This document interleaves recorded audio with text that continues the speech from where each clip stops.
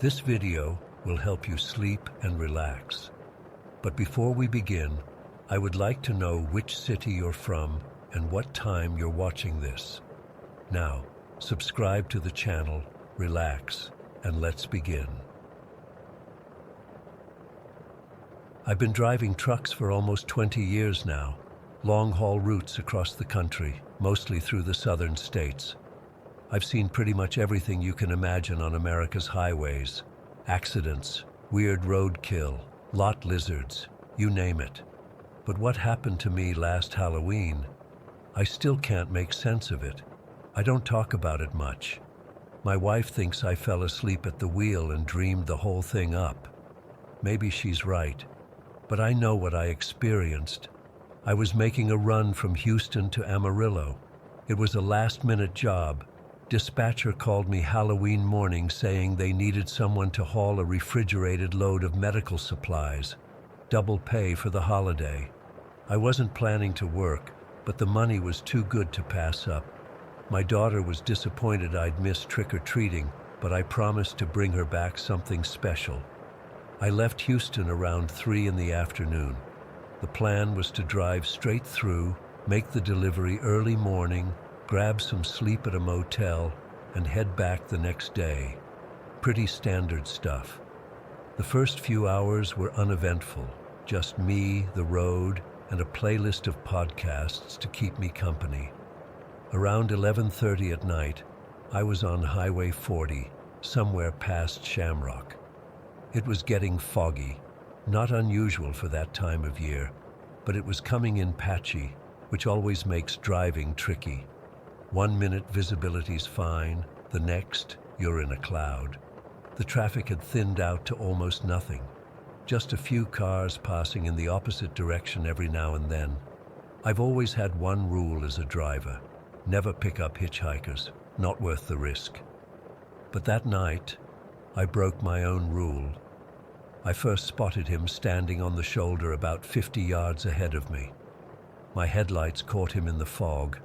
A tall figure in what looked like a long coat and an old-style hat, the kind my grandfather used to wear. Something like a fedora, but more worn down. He was just standing there, completely still, thumb out. I remember thinking it was strange he didn't turn to face my truck as I approached. I was going to drive right past him like I always do. But something, I don't know how to explain it. Something made me slow down. It wasn't a conscious decision. My foot just eased off the accelerator like it had a mind of its own. Before I knew what I was doing, I was pulling over onto the shoulder about 20 feet ahead of him. I remember sitting there for a moment, hands tight on the wheel, wondering what the hell I was doing. It was midnight on Halloween, in the middle of nowhere, Texas, and I was stopping for a stranger. I even reached for the gear shift to pull back onto the highway, but then I checked my side mirror and saw him walking toward the truck. His walk was odd, smooth, almost like he was gliding, and slow, deliberate. I couldn't see his face. The brim of his hat cast a shadow that hid his features, but I could see his hands, weathered, older than I expected. I leaned over and pushed open the passenger door. The man climbed in without saying a word. He didn't look at me, just kept his face angled down and away. "Where you headed?" I asked, trying to sound casual despite the knot forming in my stomach. "North," he said. His voice was deep, raspy, like someone who'd smoked for decades. "As far as you're going." I nodded and pulled back onto the highway. "I'm heading to Amarillo. That work for you?" He just nodded slightly. The silence in the cab was uncomfortable. I tried the radio, but all I got was static. Even my satellite radio wouldn't pick up a signal, which was weird. I noticed the temperature dropping too. My truck has a good climate control system, but within minutes after picking him up, I could see my breath. The thermometer on my dash showed the interior temp had dropped from 72 to 58 degrees. "Heater's acting up," I said, fiddling with the controls. Sorry about that. The man didn't respond, just sat there, staring straight ahead. The fog was getting thicker outside, swirling around the truck like something alive. I slowed down to 55, then 45. Even with my fog lights on, visibility was down to maybe 20 feet. After about 15 minutes of silence, he finally spoke again. "Do you pick up passengers often?" he asked, still not looking at me. "No," I said honestly. "Never, actually. Don't know why I stopped tonight." He nodded slowly. "Sometimes we do things we can't explain." The way he said it sent a chill down my spine that had nothing to do with the dropping temperature. "You believe in ghosts?" he asked suddenly. I laughed nervously. Never given it much thought. "I didn't either," he said. "Not until I became one." My hands tightened on the wheel. I thought maybe he was messing with me, or maybe he was just some weirdo. Either way, I was regretting my decision to stop. "I was a truck driver too," he continued, his voice taking on a faraway quality. 37 years on the road, same route as you, Houston to Amarillo and back, did it twice a week for decades. I glanced over at him. He was still looking straight ahead, his face in shadow. One night, Halloween actually, back in '87, I was driving this stretch when I saw a woman on the side of the road, white dress, all torn up. I stopped for her. Shouldn't have, but I did. The fog outside seemed to press against the windows now, like it was trying to get in. The cab temperature had dropped to 48 degrees. When she got in my truck, I saw her face, her eyes. They were just empty sockets, black, hollow. He paused. I tried to get away, but my truck went off the road, into a ravine about 5 miles up from here. My mouth went dry. I wanted to tell him to stop, but I couldn't find my voice. "They didn't find my body for 3 days," he said matter-of-factly. "By then, I was already walking the road, been walking it ever since. Can't seem to find my way home." I swallowed hard. "Look, man, I don't know what kind of game you're playing."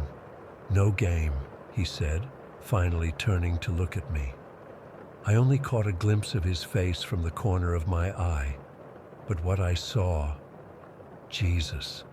His skin was gray, sunken, and his eyes, they weren't hollow like the woman he described, but they were wrong.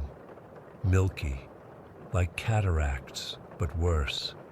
They didn't reflect any light. I nearly drove off the road right then. My heart was hammering so hard, I thought it might burst out of my chest. "Don't be afraid," he said, turning back to face the windshield. "I'm not like her. I don't mean any harm. I'm just lost." The next hour was the longest of my life. The fog was so thick now, I could barely see the road. I had to follow the reflective markers on the shoulder just to stay on the highway. The hitchhiker didn't say much more, just sat there quietly. Every now and then, he'd point out a turn I couldn't see through the fog, or warn me about a patch of ice ahead. He was always right. I don't know exactly when I realized I wasn't in control anymore. The truck seemed to be driving itself, and I was just along for the ride. My hands were on the wheel, but it was like they belonged to someone else. I couldn't have pulled over if I tried. We were moving through the fog at a steady pace, never slowing, never stopping. Around 4 in the morning, the hitchhiker spoke again. "Thank you," he said softly. "For what?" My voice sounded strange to my own ears. "For helping me find my way." The fog started to thin out. In the distance, I could see the first hint of dawn, a faint lightening of the eastern sky. "I've been trying to get home for so long," he continued, "but I keep getting lost in the fog.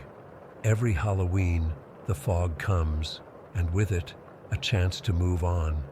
But I needed someone to guide me." As the sky lightened, I noticed something odd about the hitchhiker. He seemed less solid. I could almost see through him to the passenger door behind. "What's happening to you?" I asked, my voice barely above a whisper. "I'm going home," he said simply. At last. The first rays of sunlight broke through the fog, streaming into the cab. Where they touched the hitchhiker, his form seemed to dissolve, like smoke in a breeze. "Be careful on these roads," he said, his voice fading. "Especially on Halloween. Not all who wander are looking for a ride home." And then he was gone. Just gone. One moment he was sitting next to me. The next there was nothing but empty space and the lingering cold. I pulled into the first rest stop I came to and sat there for over an hour, shaking. I felt like I was coming out of a trance. The sun was fully up now, burning away the last of the fog. The temperature in the cab had returned to normal. I checked my phone. I had no service for the past 3 hours, exactly the time I'd been driving with the hitchhiker. I delivered my load in Amarillo as scheduled, but I was running on autopilot. All I could think about was the hitchhiker and his story.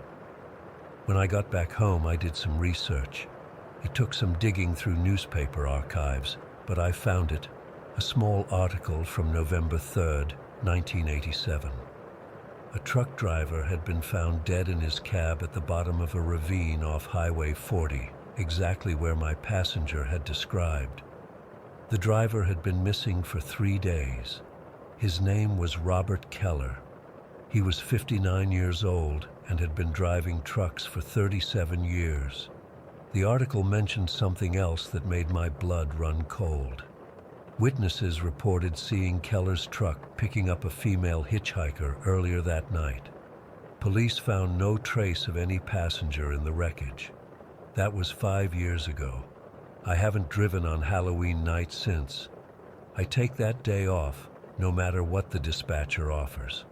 But on other nights, when I'm on that stretch of Highway 40, I sometimes find myself watching the shoulder more carefully than I should. Part of me wonders if stopping for Robert Keller that night finally freed him from his endless search for home. And part of me wonders if stopping for anyone else might just add me to the spectral passengers that haunt those lonely highways. I've never told anyone the full story until now. They'd think I was crazy. Hell, sometimes I think I am. But I know what I experienced. And every time I drive through fog on that highway, I swear I can feel the temperature dropping in my cab. Story 2. I still can't explain what happened to me last month. I've been trying to make sense of it, looking at maps, searching online, even calling the Arizona Department of Transportation. Nothing. I keep questioning my own sanity, but I know what I experienced was real. I haven't slept properly since. It was supposed to be a simple drive to my college buddy Mike's wedding in Flagstaff. I'd been on the road for about 14 hours, having started from San Diego early that morning. I probably should have stopped somewhere for the night, but I wanted to make it in one go. The wedding was the next day, and I figured I'd crash at the hotel and sleep in. By around 1:30 in the morning, I was exhausted, but determined to keep going.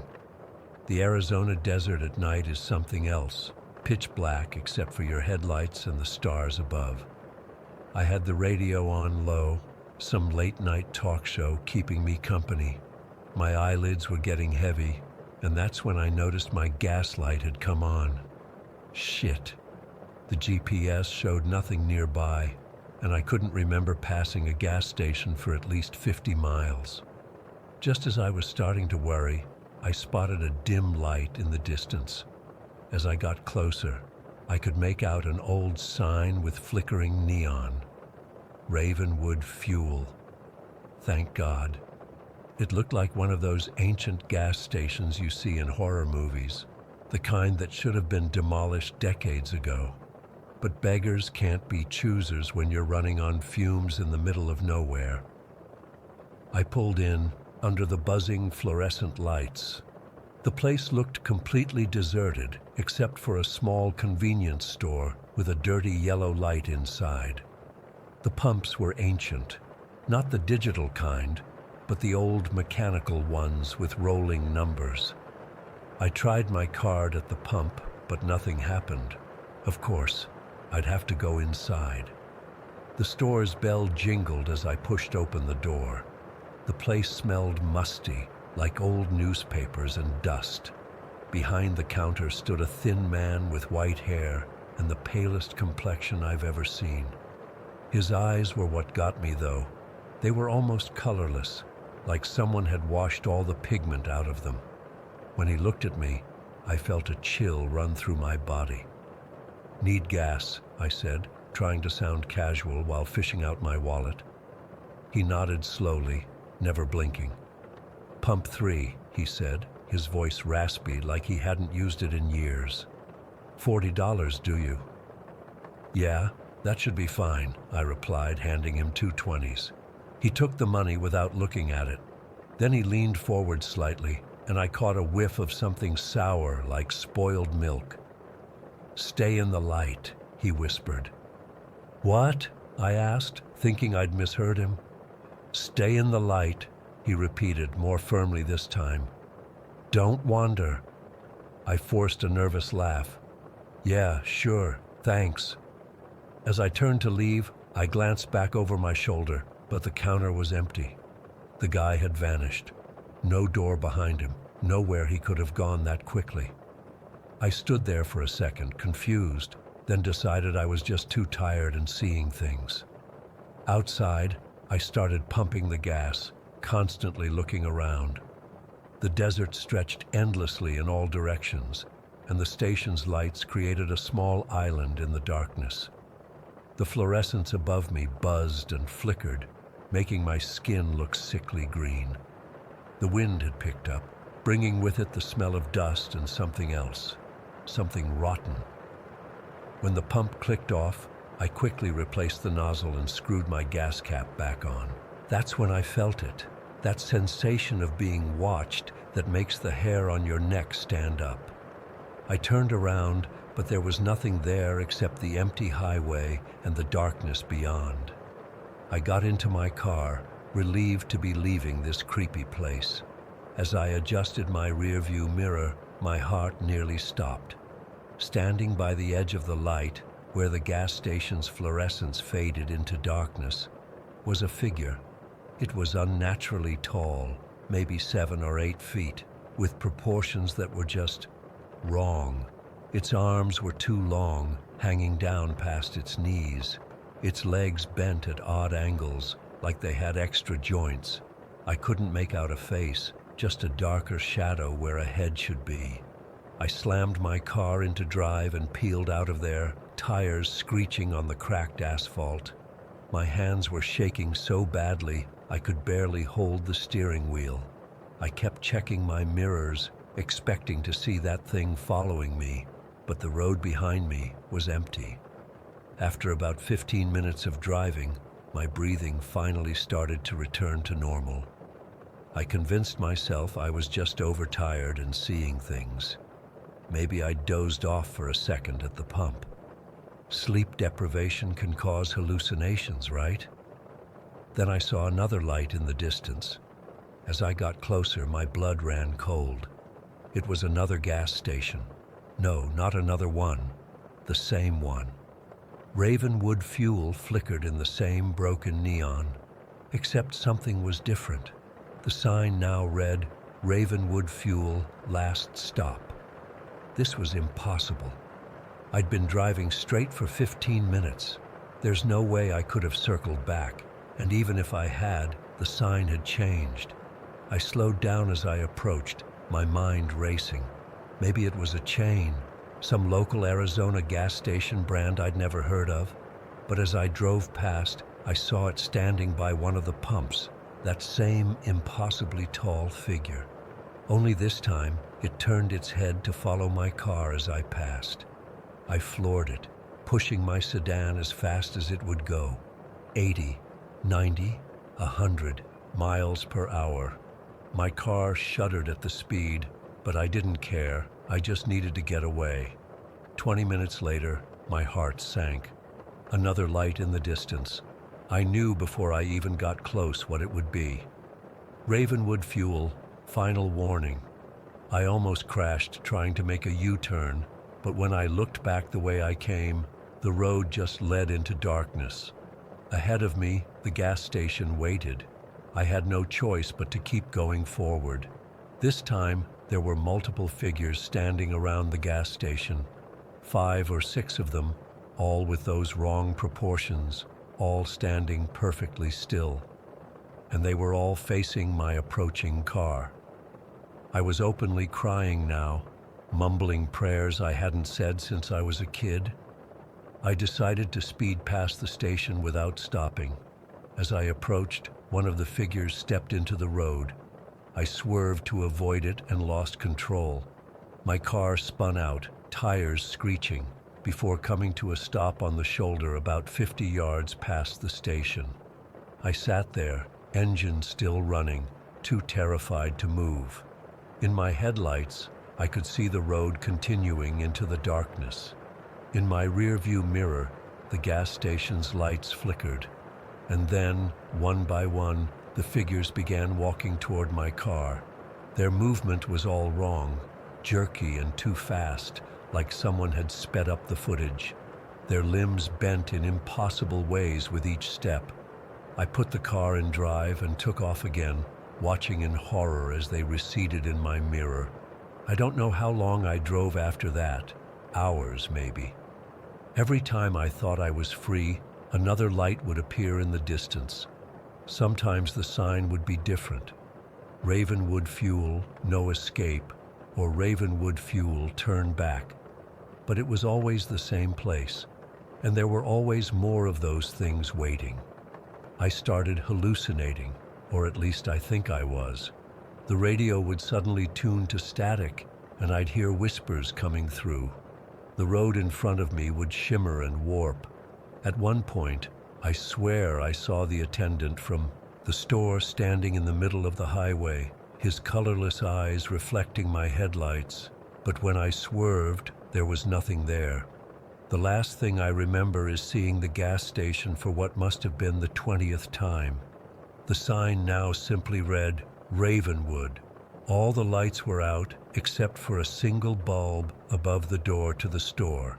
And standing in that pool of light was the attendant, beckoning to me. I must have blacked out, because the next thing I knew, it was morning. My car was parked on the shoulder of the highway, engine off, keys in my lap. The gas tank was full. My phone showed it was 7 in the morning, and I was about 30 miles outside of Flagstaff. I made it to Mike's wedding, though I was a zombie through the whole thing.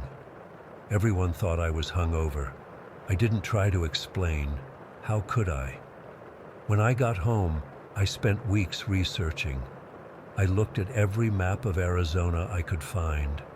I called the Department of Transportation. I even joined some forums for truckers who drive that route regularly. No one has ever heard of Ravenwood fuel. According to every map, that stretch of highway I drove through is just empty desert. But here's the thing that keeps me up at night. My credit card statement showed a $40 charge from Ravenwood Enterprises, dated the night of my drive. When I called the credit card company, they said the vendor information led to a P.O. box that had been closed for over 27 years. I don't drive at night anymore. I've been seeing a therapist, but I haven't told her the whole story. How can I, without sounding completely insane? All I know is, if you're ever driving through the Arizona desert at night and you see a flickering sign for Ravenwood fuel, don't stop. Don't even slow down. Whatever that place is, whatever those things were, they're still out there. And I don't think they let everyone leave like they let me. Sometimes, when I'm about to fall asleep, I hear that raspy voice whispering, "Stay in, the light." And I wonder if I ever really left that place at all. Story 3. I never wanted to go back to that place. When my dad called to ask me and my brother to clear out Grandpa Frank's old cabin, I tried to make up excuses. Work was busy. My car needed repairs. Anything. But in the end, guilt won out. Dad couldn't face going there himself after Grandpa died. And I get it. They had a complicated relationship. So last month, my older brother Jake and I packed up his truck and made the 3-hour drive into the mountains. We hadn't been to the cabin since we were kids, maybe 15 years ago. Back then, we spent a couple of summers there fishing and hiking with Grandpa. I remember being bored out of my mind with no internet, but Jake loved it. The closer we got, the more my stomach twisted into knots. Jake noticed me fidgeting and laughed. "Still scared of the woods, Tyler?" He was trying to lighten the mood, but there was something forced about his smile too. The last 5 miles were on a dirt road that hadn't been maintained in years. Jake's truck bounced and rattled over potholes as trees closed in around us. No cell service, no other houses, nothing but forest. When we finally pulled up to the cabin, it looked smaller than I remembered. The log exterior had darkened with age, and the porch sagged slightly on one side. Moss covered parts of the roof. It was about 2 in the afternoon, but the tall pines blocked enough sun that it felt like dusk. "Home, sweet home," Jake muttered, killing the engine. We unloaded our stuff, sleeping bags, food for 3 days, cleaning supplies, and boxes for anything worth keeping. The key was under a fake rock, right where Dad said it would be. The door groaned when Jake pushed it open, and a musty smell hit us immediately. "Jesus," I said, covering my nose. "When did Grandpa die again?" 3 months ago, Jake replied. But Dad said he hadn't been up here in at least a year before that. The cabin was a single large room with a kitchenette in one corner and a small bathroom off to the side. 2 twin beds stood against the far wall. Everything was covered in a thick layer of dust. Mouse droppings littered the floor, and cobwebs stretched across the ceiling. While Jake checked if the generator still worked, I walked around, taking it all in. That's when I noticed something odd. The wooden support beams running across the ceiling had strange markings carved into them. They looked like some kind of symbols, circles with lines through them, triangles with eyes, and other shapes I couldn't describe. "Hey, Jake," I called out. "Were these always here?" He came back in from the generator shed and looked up. "What the hell? No way. Grandpa would have never damaged the cabin like that." "Maybe teenagers broke in?" I suggested, but even as I said it, I knew that was unlikely. The place was too remote. Jake shrugged. "Well, the generator works. Let's get some light in here and start cleaning." We spent the rest of the afternoon throwing out expired food, sweeping, and wiping down surfaces. By evening, the place was at least livable. We heated up some canned soup on the old gas stove and sat at the kitchen table, exhausted. "Tomorrow we can start boxing up his stuff," Jake said. "Dad wants us to check if there's anything worth keeping, but I doubt it." I nodded, but I couldn't stop looking at those symbols on the beams. They seemed to warp in the shadows cast by our lantern. We turned in early, both of us exhausted from the drive and cleaning. I took one of the twin beds, Jake took the other. The mattress smelled old, but was surprisingly comfortable. The night was completely silent, except for the occasional hoot of an owl. I must have fallen asleep because I suddenly jerked awake in the darkness. The digital watch on my wrist showed 3:22 in the morning. At first, I couldn't figure out what had woken me. Then I heard it, a faint whispering sound. It seemed to be coming from beneath me, under the floorboards. I strained to hear, but couldn't make out any words, just a continuous hushed muttering like multiple voices talking over each other. "Jake," I whispered. "Jake, wake up." He groaned and rolled over. What? Listen, can you hear that? He was quiet for a moment. Hear what? That whispering. It's coming from under the floor. Jake sat up and rubbed his eyes. I don't hear anything, man. It's probably just the wind or mice in the walls. It's not the wind, I insisted. It sounds like voices. Jake sighed and reached for the flashlight beside his bed. He clicked it on and swept the beam across the floor. Look, there's nothing here. The place is old. Old houses make noise. I knew what I'd heard, but Jake was already lying back down. Try to get some sleep, Tyler. We've got a lot to do tomorrow. I laid awake for another hour, listening to that faint whispering. It never stopped, never changed its rhythm. Eventually, exhaustion took over, and I fell into an uneasy sleep. The next morning, Jake was already up and making coffee when I dragged myself out of bed. The whispering was gone, and in the daylight, my fears seemed silly. Sleep okay? Jake asked, handing me a mug. Not really, I admitted. This place gives me the creeps. He laughed. Always the imaginative one. Come on, let's get to work. The sooner we finish, the sooner we can leave. We started in the kitchen, boxing up dishes and cookware. Most of it was old and chipped, nothing worth saving. Then we moved to the bookshelf, which was filled with fishing guides and old paperbacks. I was pulling books from the bottom shelf when I noticed something odd. The floorboard beneath it seemed different from the others, newer, less worn. I ran my fingers along the edge and felt a small groove. Jake, check this out. He knelt beside me as I pulled the last books away, revealing what looked like a trap door in the floor. There was no handle, just that small groove along one edge. Was this always here? I asked, though I already knew the answer. Jake shook his head. Never seen it before.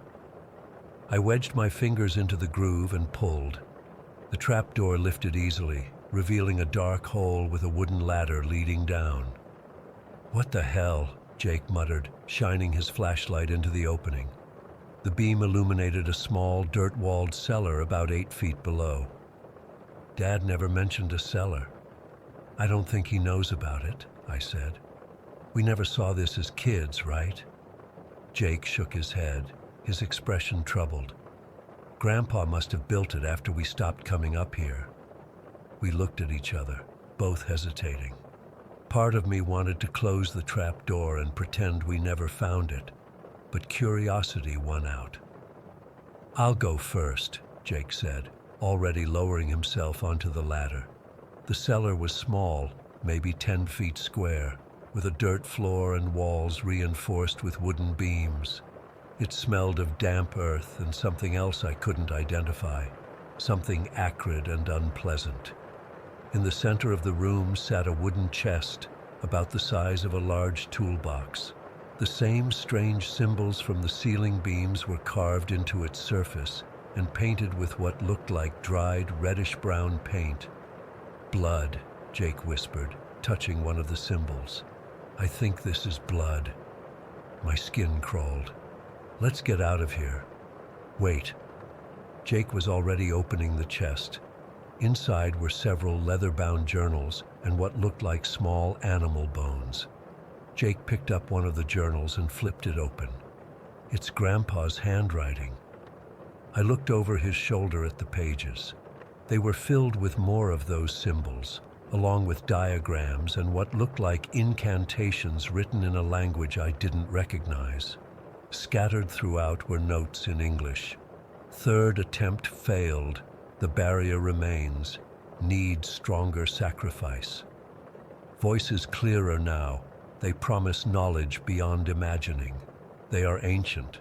They were here before us and will be here after us.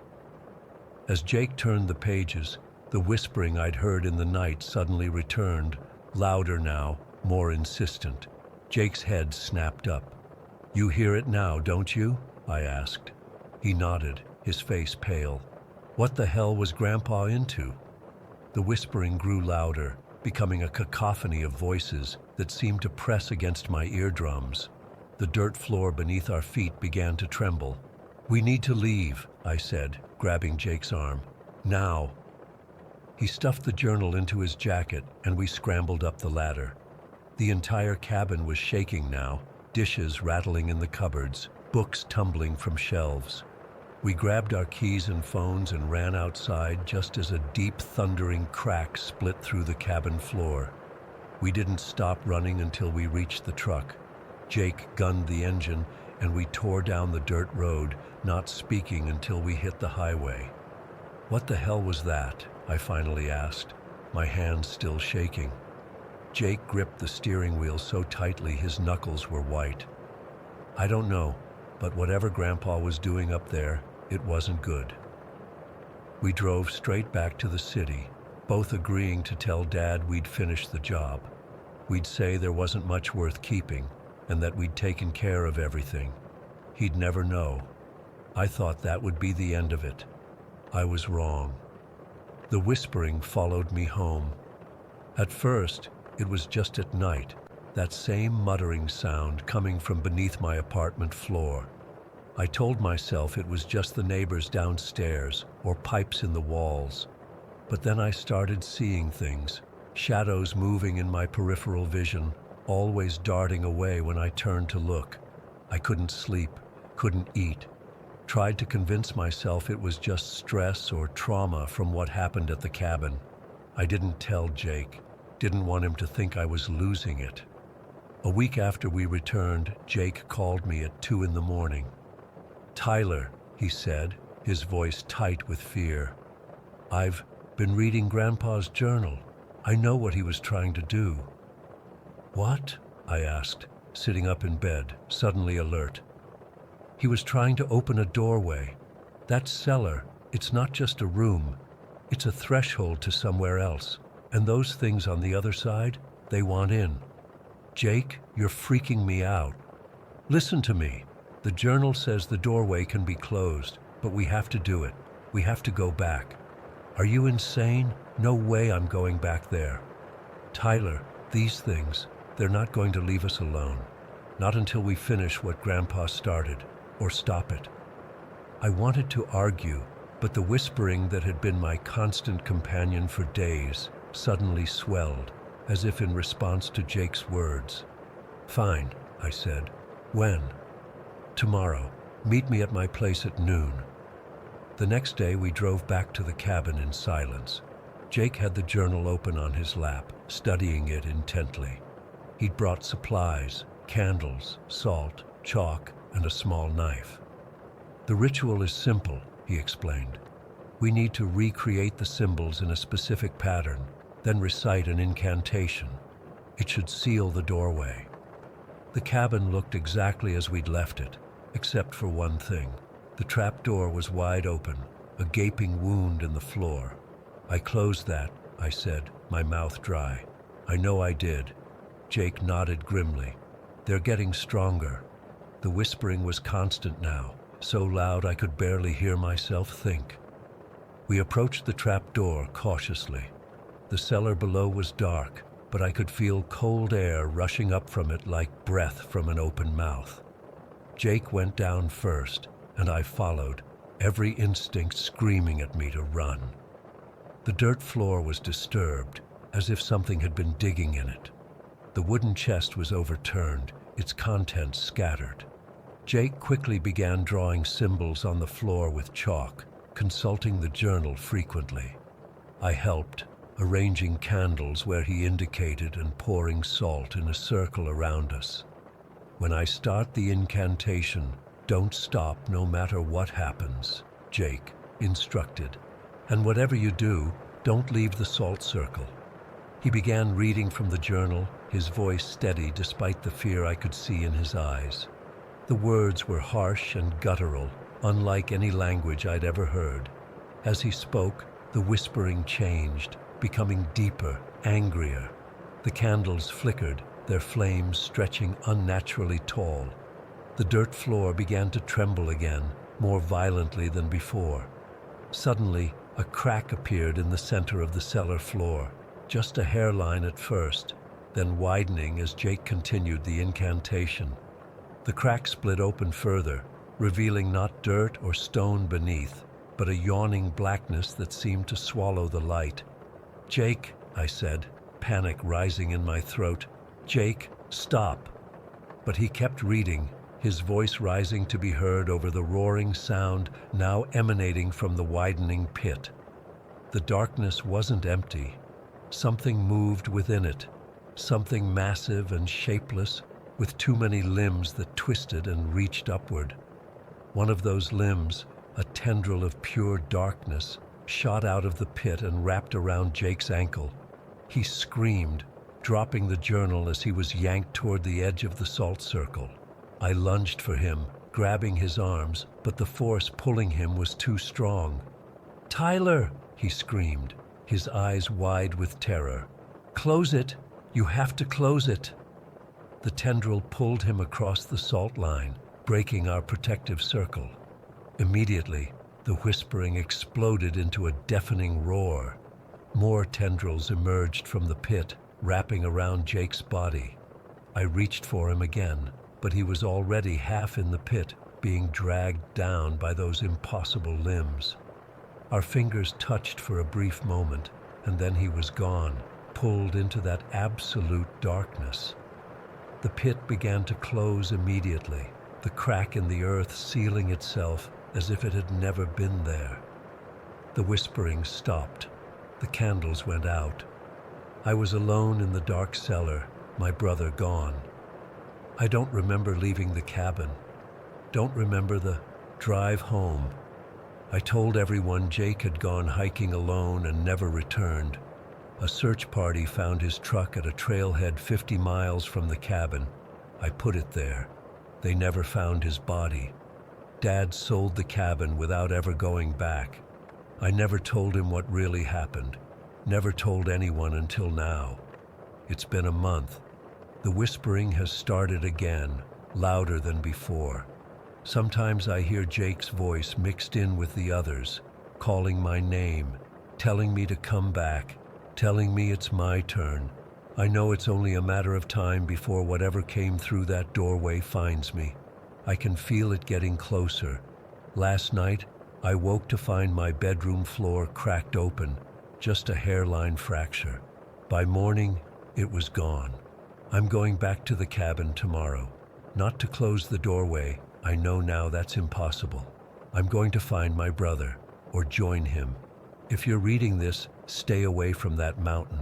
Stay away from that cabin. And if you ever hear whispering coming from beneath your floor, run. Just run. Story 4. I've been driving big rigs for almost 18 years now. Crossed this country so many times I could probably do it blindfolded. The open road becomes a second home when you've been doing this as long as I have. But what happened last Halloween, I still can't explain it. I've tried telling myself it was exhaustion or my mind playing tricks, but deep down I know better. I was hauling a shipment from Reno to Denver, a route I've done at least 100 times. Nothing special about this run, just your standard freight delivery. My dispatcher had me on a tight schedule, and I was pushing it a bit to make up for some delays at the loading dock. The weather had been clear most of the way, but as evening set in, things started to change. Around 6 in the evening, my stomach was growling something fierce, so I pulled into this little roadside diner in eastern Nevada. You know the type, weathered sign, vinyl booths, with tiers patched with duct tape and coffee that could strip paint.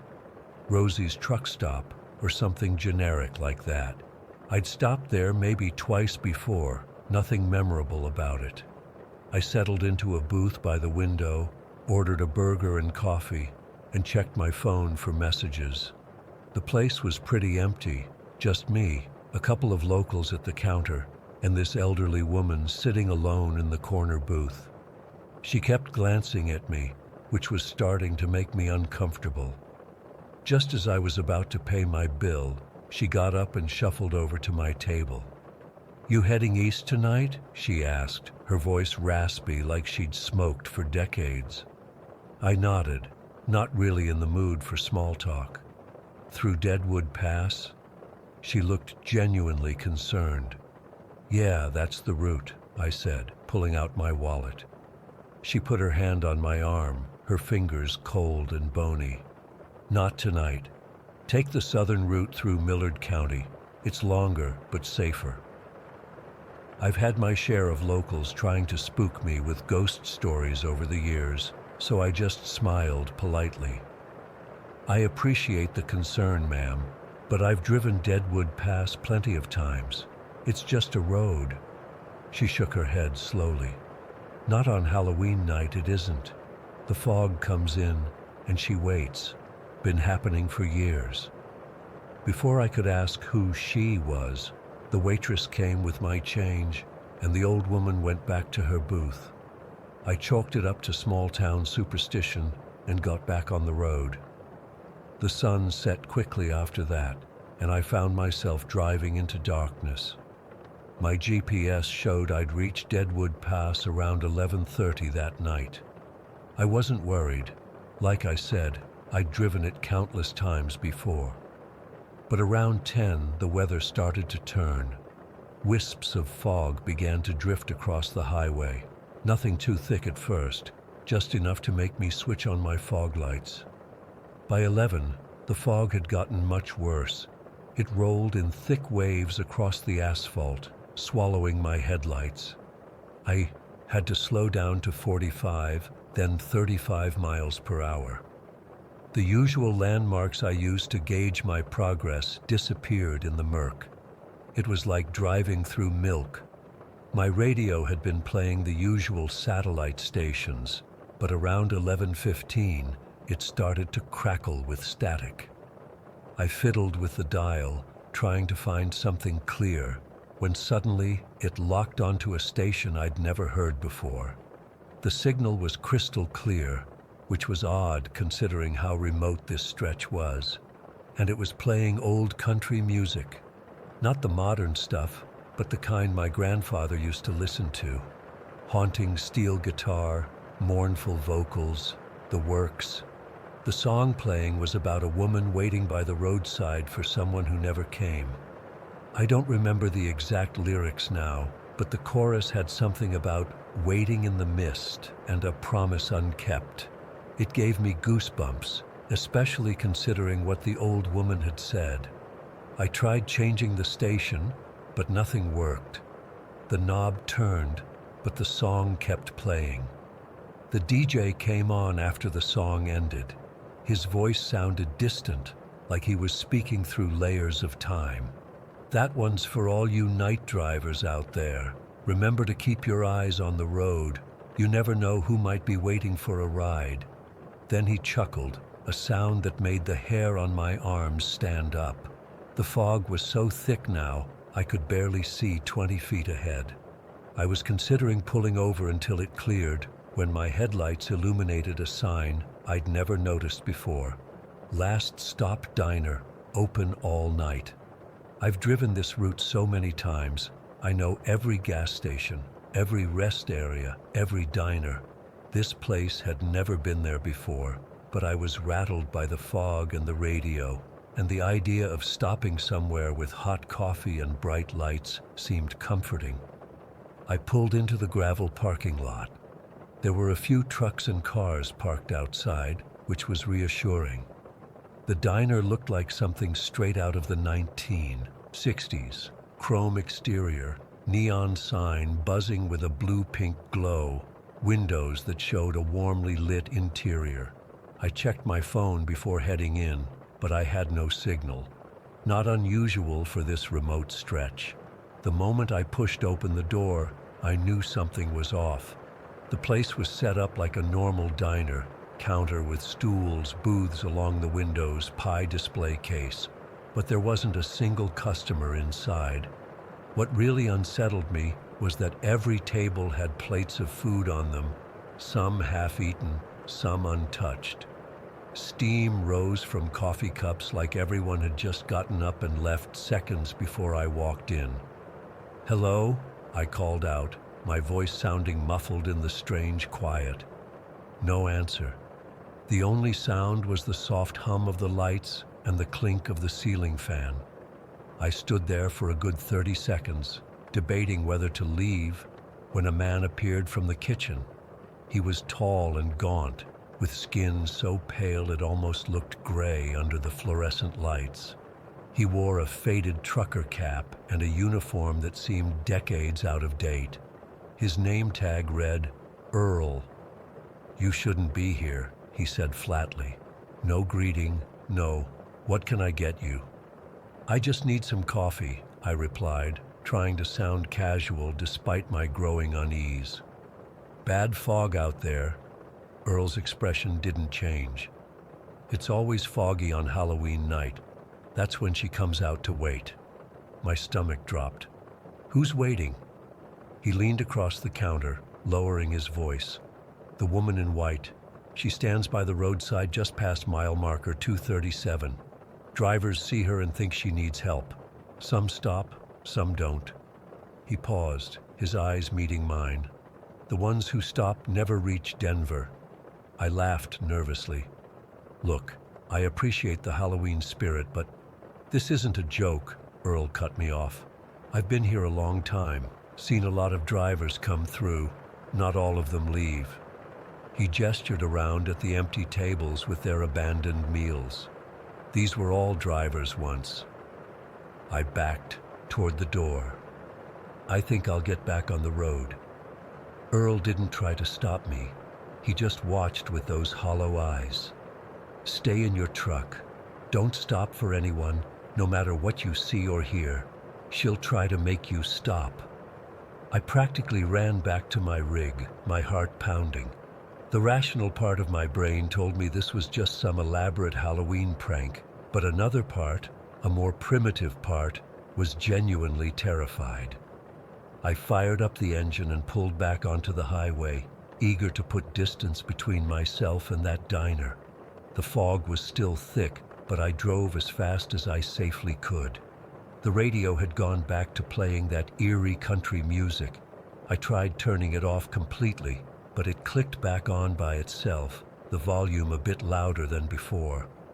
I drove for maybe 20 minutes, my knuckles white on the steering wheel, when I saw the mile marker, 237. My throat went dry. I slowed down instinctively, my eyes scanning the roadside. At first there was nothing, just fog and darkness. Then I saw her. Standing at the edge of the shoulder was a woman in a torn white dress. Her dark hair hung in wet strands around her pale face. Even from inside my truck, through the fog, I could see her eyes, wide, pleading, fixed directly on me. She raised one arm slowly, her hand outstretched in a silent request. I swerved instinctively, nearly running off the road. When I straightened out and looked in my rearview mirror, she was gone. My heart was hammering so hard I could barely breathe. Then the radio changed. The music cut out mid-note, replaced by a woman's voice, soft, sad, with a hint of anger underneath. "Why didn't you stop for me, Daniel?" My name. She said my name. I never told anyone at that diner my name. I stomped on the accelerator, pushing my rig as fast as it would go in the fog. The voice on the radio continued, growing more distorted and angry. "They all drive past. They all leave me here, alone, in the cold." Static began to overtake her voice, but I could still make out words. "Stop. Please. Help me." I drove like that for what felt like hours, though my clock said it was only 45 minutes. Gradually, the fog began to thin as I descended from the pass. By the time dawn broke, I was in clear weather, the nightmare of Deadwood Pass behind me. I was just starting to convince myself it had all been some stress-induced hallucination when I glanced to my right. In the passenger seat, which had been empty all night, sat the woman in white. Her skin was blue-gray, her lips bloodless. Water dripped from her hair onto the seat, but left no marks. She turned her head slowly to look at me, those same pleading eyes now filled with a terrible sadness. "Next time," she whispered, though her lips didn't move. "Next time you'll stop." I must have blacked out for a second because the next thing I knew, I was pulled over on the shoulder, my hazards blinking, and the passenger seat empty. Just a puddle of water on the vinyl, evaporating in the morning sun. When I finally reached Denver, I asked some local truckers about the last stop diner on Deadwood Pass. They looked at me like I was crazy. One older driver pulled me aside and told me there used to be a diner there back in the 70s, but it burned down one Halloween night. A young waitress died in the fire. She'd finished her shift and was waiting by the road for her boyfriend to pick her up. He never showed, and she was trapped when the fire started. I've been driving trucks for 18 years, but I don't drive on Halloween anymore, and I never, ever take Deadwood Pass. Some nights, especially when it's foggy, I'll be scrolling through radio stations and catch a few notes of that old country song. I change the station immediately, but sometimes, just for a second in my rearview mirror, I see her standing there on the roadside, her hand outstretched, waiting for someone to finally stop. Story 5. I still can't shake what happened 3 months ago. I've been replaying it in my head constantly, trying to make sense of it all. I thought writing it down might help, and maybe someone here has experienced something similar in other stores. I need to know I'm not crazy. I worked at the Walmart in Pine Creek, Kentucky for almost 2 years. It's one of those smaller Walmarts in a town where everyone knows everyone. I mainly worked day shifts until January, when I needed more hours to help pay for community college. That's when I started picking up overnight shifts, the infamous third shift that nobody wants. My third week of overnight, I was assigned to reorganize the seasonal section in the garden center. Valentine's Day had just passed, and we needed to clear out the remaining items to make room for Easter and spring gardening stuff. The garden center is already creepy at night. All glass walls with darkness pressing in from outside and these weird shadows from the plant shelves that look like people standing there watching you. It was around 2 in the morning. The store was empty except for the small overnight crew, maybe 8 of us total spread across the entire store. The garden center is partially separated from the main store, so I was completely alone out there. The only sounds were the buzzing fluorescent lights and the occasional announcement over the intercom. I was moving some shelving units when I noticed one of them was pulled about 6 inches away from the wall. It wasn't aligned with the others, and as a person who likes things neat and organized, it bothered me. I tried pushing it back, but it wouldn't budge. I figured something was stuck behind it, so I squeezed myself into the gap to see what was blocking it. That's when I felt a cool breeze on my face, which made no sense. This was an interior wall. I shined my phone flashlight into the space and saw something that shouldn't have been there. A narrow opening in the wall, not like a proper doorway, more like a service passage that had been covered up by the shelving unit. The opening was maybe 3 feet wide and 6 feet tall, just big enough for a person to slip through. As I stood there trying to process this, I heard a humming sound from somewhere inside the passage. Not mechanical humming like a generator. It sounded like someone humming a tune. Then I heard what definitely sounded like a shopping cart rolling on tile. But that was impossible. There were no customers in the store, and none of my co-workers were in the garden center. I should have walked away right then. I should have called my manager Jerry on the walkie-talkie. But something about that passage pulled at me. I've always been too curious for my own good. It's what my mom always said would get me in trouble someday. I stepped into the passage, using my phone as a flashlight. The air was musty and stale, like a basement that hadn't been opened in years. The walls were unfinished drywall, and the floor was just bare concrete. It felt like I was in the space between walls, in the guts of the building that customers never see. The passage went straight for about 15 feet before making a sharp left turn. The humming had stopped, but I could still hear faint sounds ahead, a scraping noise, like something heavy being dragged across the floor. I followed the passage around the corner, and it opened into a wider corridor lined with pipes and electrical conduits. This part looked more like a maintenance tunnel, but it clearly hadn't been used in years. There was dust everywhere except for a path down the middle where the dust was disturbed, like someone had walked through recently. That should have been my second warning sign, but I kept going. At the end of the corridor was a rusted metal door. Not a modern door. This thing looked ancient, like it belonged in a factory from the 50s. The handle had this dark, sticky substance on it that looked horribly like dried blood. My heart was pounding so hard I could feel it in my throat. I stood there for what felt like forever, debating whether to turn around or open that door. The logical part of my brain was screaming at me to leave, to forget I ever found this place. But I couldn't. I had to know what was behind that door. I used the sleeve of my blue Walmart vest to grip the handle, trying not to touch the sticky stuff. The door opened with this awful creaking sound that echoed through the corridor. Beyond the door was a storage room about the size of a small bedroom.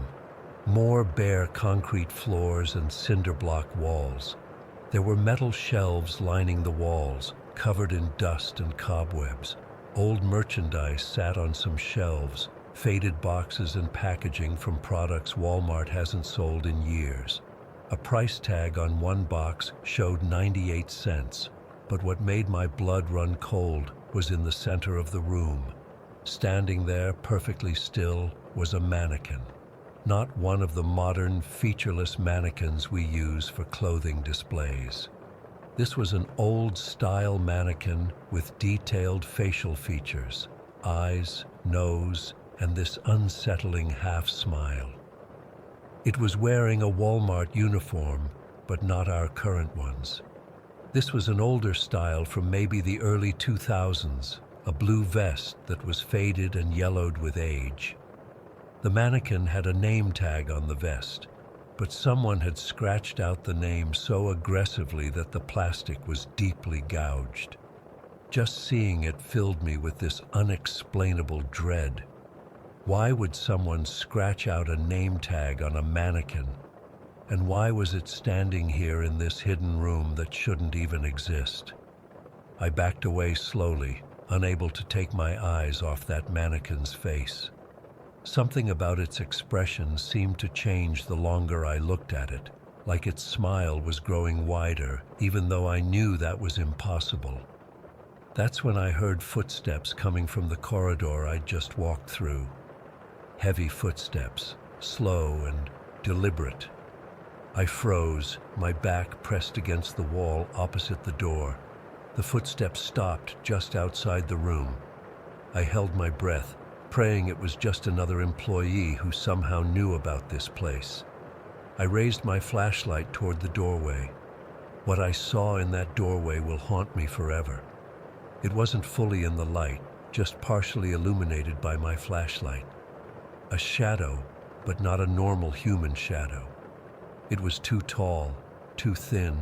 The proportions were all wrong. Its limbs seemed too long for its body, and its head was oddly shaped. I only saw it for a split second before my flashlight died completely. In the pitch darkness, I heard the door slam shut with a metallic bang. I screamed and fumbled with my phone, trying to turn the flashlight back on. When I finally got it working, I was alone in the room. The door was closed, and when I tried the handle, it wouldn't budge. I was trapped. I pounded on the door, screaming for help, but the metal was thick, and I doubted anyone could hear me through it. I tried calling out on my walkie-talkie, but there was no signal in this concrete room. I turned around and my heart nearly stopped. The mannequin had moved. I swear on everything I believe in, it had turned to face me. Its head was tilted slightly, and its arms were in a different position than before. I backed into a corner, keeping my eyes on the mannequin, terrified that if I blinked, it would move closer. My phone battery was at 15%, and I knew the flashlight would drain it quickly. I had to conserve it. I don't know how long I stood there in the dark, occasionally turning on my flashlight for a few seconds to make sure the mannequin hadn't moved again. Each time, it was in the exact same position, staring at me with that half smile. After what felt like hours, but was probably only 20 minutes, I heard voices and footsteps in the corridor. I started screaming and banging on the door again. "Hello? Is someone in there?" It was Jerry, my night manager. "Jerry, I'm locked in. Please help me get out," I shouted. There was some confusion and discussion on the other side, then the sound of something heavy hitting the door. After 3 loud bangs, the door swung open, and I practically fell into the corridor, shaking uncontrollably. Jerry and 2 other overnight stalkers were standing there looking confused and concerned. "Emily? What the hell are you doing back here? How did you even find this place?" Jerry asked. Between sobs, I tried to explain about the passage behind the shelving unit, the corridor, and the mannequin. Jerry shined his flashlight into the room. The mannequin was gone. The room was exactly as I'd described, the old shelves, the dusty merchandise, but the mannequin had vanished. There was no sign it had ever been there. Jerry tried to laugh it off, saying it was probably just an old maintenance tunnel from when they built the store. He suggested someone was playing a prank on me, maybe hiding when they heard others coming. But I could see in his eyes that he was unsettled too. I never worked another overnight shift after that. I quit Walmart altogether 2 weeks later. I couldn't even walk into the garden center during the day without feeling sick to my stomach. Before I left, I asked some of the other employees if they'd ever experienced anything strange in the store. Most of them laughed it off, but a few got quiet and avoided the question. One older woman who'd worked there for 15 years pulled me aside and told me that the store was built on old farmland back in the 90s. She wouldn't say more, just that there had been an incident on that land that locals don't talk about. I've driven by that Walmart a few times since then. Sometimes I park in the lot and stare at the garden center, wondering if anyone else has found that passage. I think about that mannequin standing in the darkness, and I wonder how long it had been there and where it went. Last week, I finally worked up the courage to go inside the store during the day. I casually walked through the garden center, looking for that shelving unit. It wasn't there anymore. The entire section had been remodeled, the walls repainted. I asked an employee about maintenance tunnels, and she looked at me like I was crazy. But as I was leaving, I noticed a new employee stocking shelves. She was wearing the standard blue vest, but something about her movements seemed off, too stiff, too precise. When she turned toward me, I caught a glimpse of her name tag. It had been scratched out. Story 6. I still don't understand what happened to me last week. I've been trying to make sense of it, but I can't. I'm writing this down because I need to tell someone, and I'm honestly too scared to talk about it face to face with anyone. I was driving from Reno to Salt Lake City for my college roommate's wedding. I've made this drive before, but usually I fly. This time I decided to drive because I wanted to bring my camera gear and do some landscape photography in Utah after the wedding. It's about a 7-hour drive, and I left Reno around 2 in the afternoon, figuring I'd get into Salt Lake around 9, accounting for stops. About 3 hours into the drive, I noticed my gas gauge was getting low. I wasn't worried at first. There are gas stations all along I-80, right? But as I kept driving, I realized I was in one of those long stretches of nothing that Nevada is famous for. My GPS showed the next gas station was about 40 miles away, and my low fuel light had just come on. That's when I saw this faded yellow sign on the side of the highway that said, "Detour, gas station 5 miles." It looked old, but not ancient or anything, just weathered from the sun. I figured it was my best option, so I took the exit. The road I turned onto was narrower than I expected, just 2 lanes with faded center lines. It was paved, but cracked in places with weeds growing through. Nothing too unusual for a back road in rural Nevada. I remember thinking it was weird that the exit wasn't marked on my GPS, but sometimes these systems miss the smaller roads, especially in remote areas. As I drove, I realized the sun was starting to set.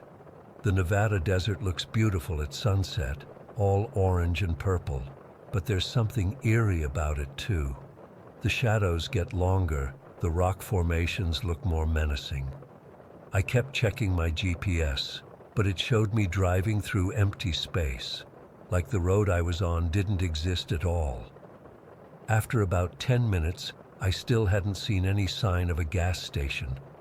I was getting nervous, so I tried to turn around, but the road had narrowed even more, with no shoulder to speak of. I figured I'd just keep going until I found a place to turn around safely. That's when my radio turned on by itself. This really freaked me out because my radio had been broken for months. I'd been meaning to get it fixed, but it hadn't been a priority. It was just static at first, but then I heard a voice cutting through the white noise. It was garbled and distorted, but I could make out the words, "Shouldn't be here, turn back, no place for you." I nearly drove off the road. I jabbed at the power button, but the radio kept playing that same message over and over. "Shouldn't be here, turn back, no place for you." I finally yanked the volume knob all the way down, which at least made it quiet enough that I could think. By now it was getting dark fast, and I was starting to panic a little. I was in the middle of nowhere. My gas light was on, my GPS showed nothing, and my radio was possessed or something. I decided to keep driving, hoping I'd find that gas station, or at least a place to turn around. That's when I saw him. There was a man standing in the middle of the road about 50 yards ahead. I slowed down, thinking maybe he needed help or something. As I got closer, I realized something was off. He was wearing this old-fashioned suit, like something from the 30s or 40s. A dark suit with wide lapels, a white shirt, and a hat. But it was his posture that really struck me. He was impossibly tall and thin, standing perfectly still with his arms at his sides. I rolled to a stop about 20 feet away from him. That's when I noticed his feet weren't touching the ground. He was hovering, maybe 6 inches above the asphalt. I sat there, frozen, my hands gripping the steering wheel so hard my knuckles turned white. For a long moment, nothing happened. He just stood or floated there, and I sat in my car, too terrified to move. Then slowly, his head started to turn toward me. I couldn't see his face clearly in the gathering darkness, but something about the movement was wrong, mechanical almost. I don't know what possessed me, but I leaned on my horn. The sound was deafening in the quiet desert. The figure's head snapped up, and then, I swear this is what I saw, he started to dissolve. It was like he was made of smoke, and he just fell apart, turning into this thick, oily black mist that spread across the road. The mist moved toward my car, not like it was being blown by the wind, but like it had a purpose. It surrounded my vehicle, and through my open window, I could smell it, like burnt metal and rotten eggs. My engine died. The lights went out. I was sitting in the dark, surrounded by this unnatural fog, unable to start my car or see more than a few feet in any direction. I sat there for what felt like hours, but was probably only minutes, too scared to get out, too scared to do anything but grip the steering wheel and pray. Eventually, the mist started to thin out, retreating to the sides of the road and then disappearing altogether. As soon as it was gone, my car started back up on its own, the engine turning over and the headlights coming back on like nothing had happened. I almost floored it, but I was still low on gas, and I had no idea how far I was from civilization. So I drove cautiously, scanning the road ahead for any sign of that thing or anything else unusual. About a mile further down the road, I saw lights. It was the gas station the detour sign had promised. But something was wrong with this place too. It was an old-style service station, not a modern convenience store. There was a single pump out front that looked like it belonged in a museum, and a small building with a faded sign that just said, gas. I pulled up to the pump, desperate now. The place looked abandoned, but the lights were on, which gave me a sliver of hope. I got out of my car and tried the pump, but nothing happened. No display, no way to pay, nothing. I looked toward the building and saw a light on inside, so I gathered my courage and went to the door. The bell above the door jingled as I walked in, but there was no one behind the counter. The place was dusty, like it hadn't been cleaned in years. The shelves held products I'd never seen before, brands that looked ancient with faded packaging. There was a rack of maps by the door, all yellowed with age. "Hello?" I called out. "Is anyone here?"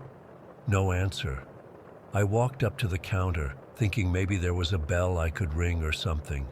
That's when I saw the newspaper. It was laid out on the counter, folded open to a specific page. The date at the top read July 17th, 1947. The headline was, "Mysterious Disappearances Continue on Highway 37."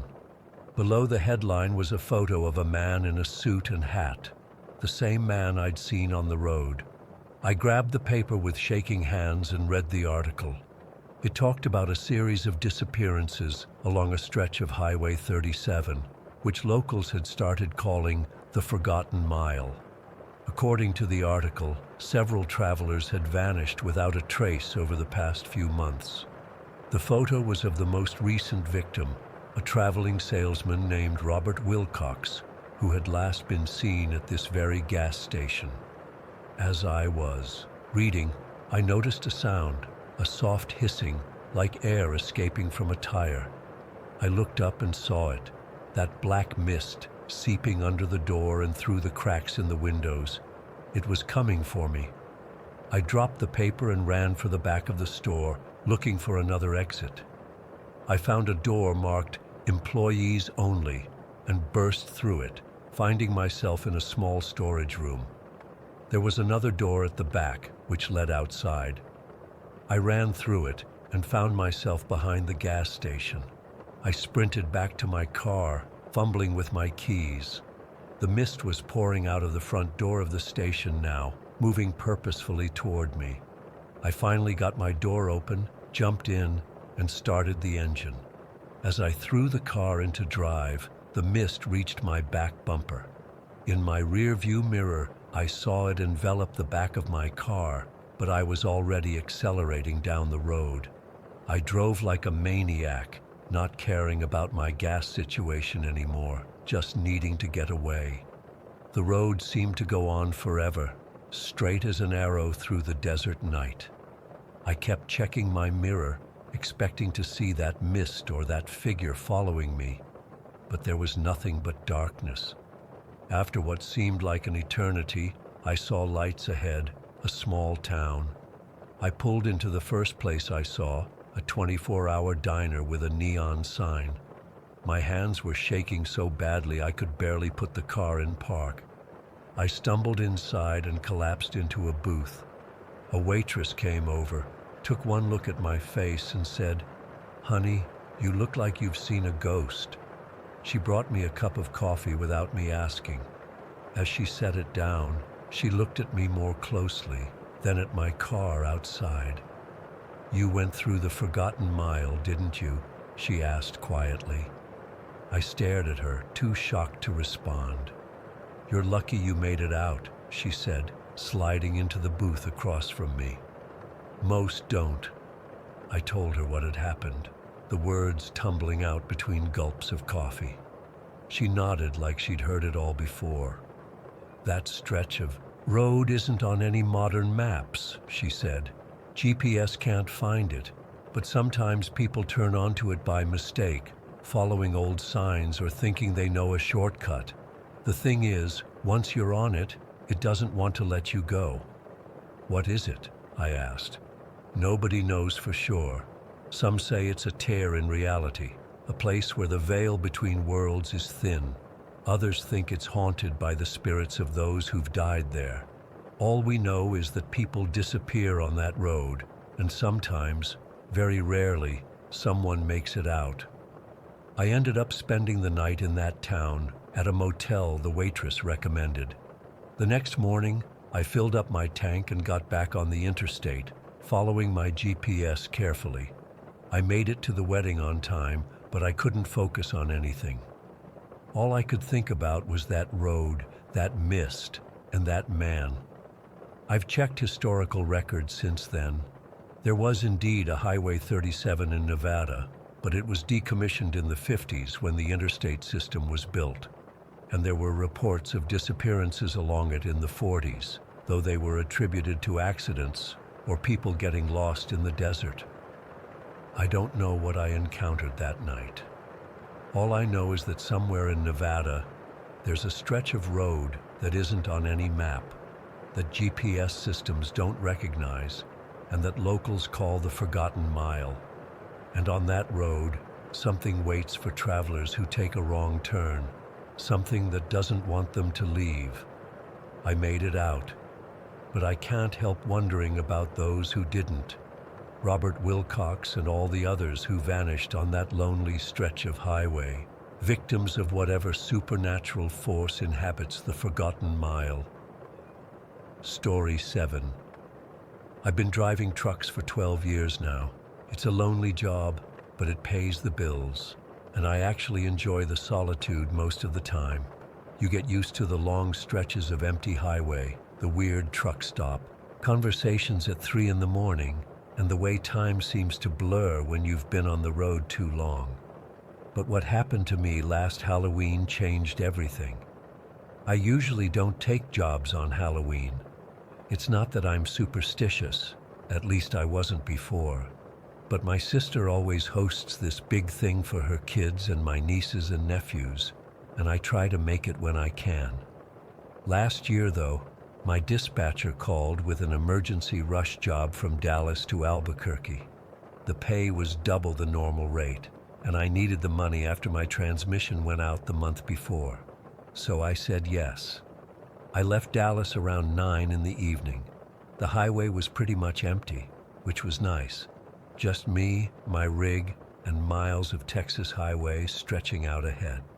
I had a thermos of coffee, some sandwiches my girlfriend had packed, and a bunch of podcasts downloaded. Should have been an easy night. Everything was normal until around 1 in the morning. I was somewhere in the middle of nowhere, Texas.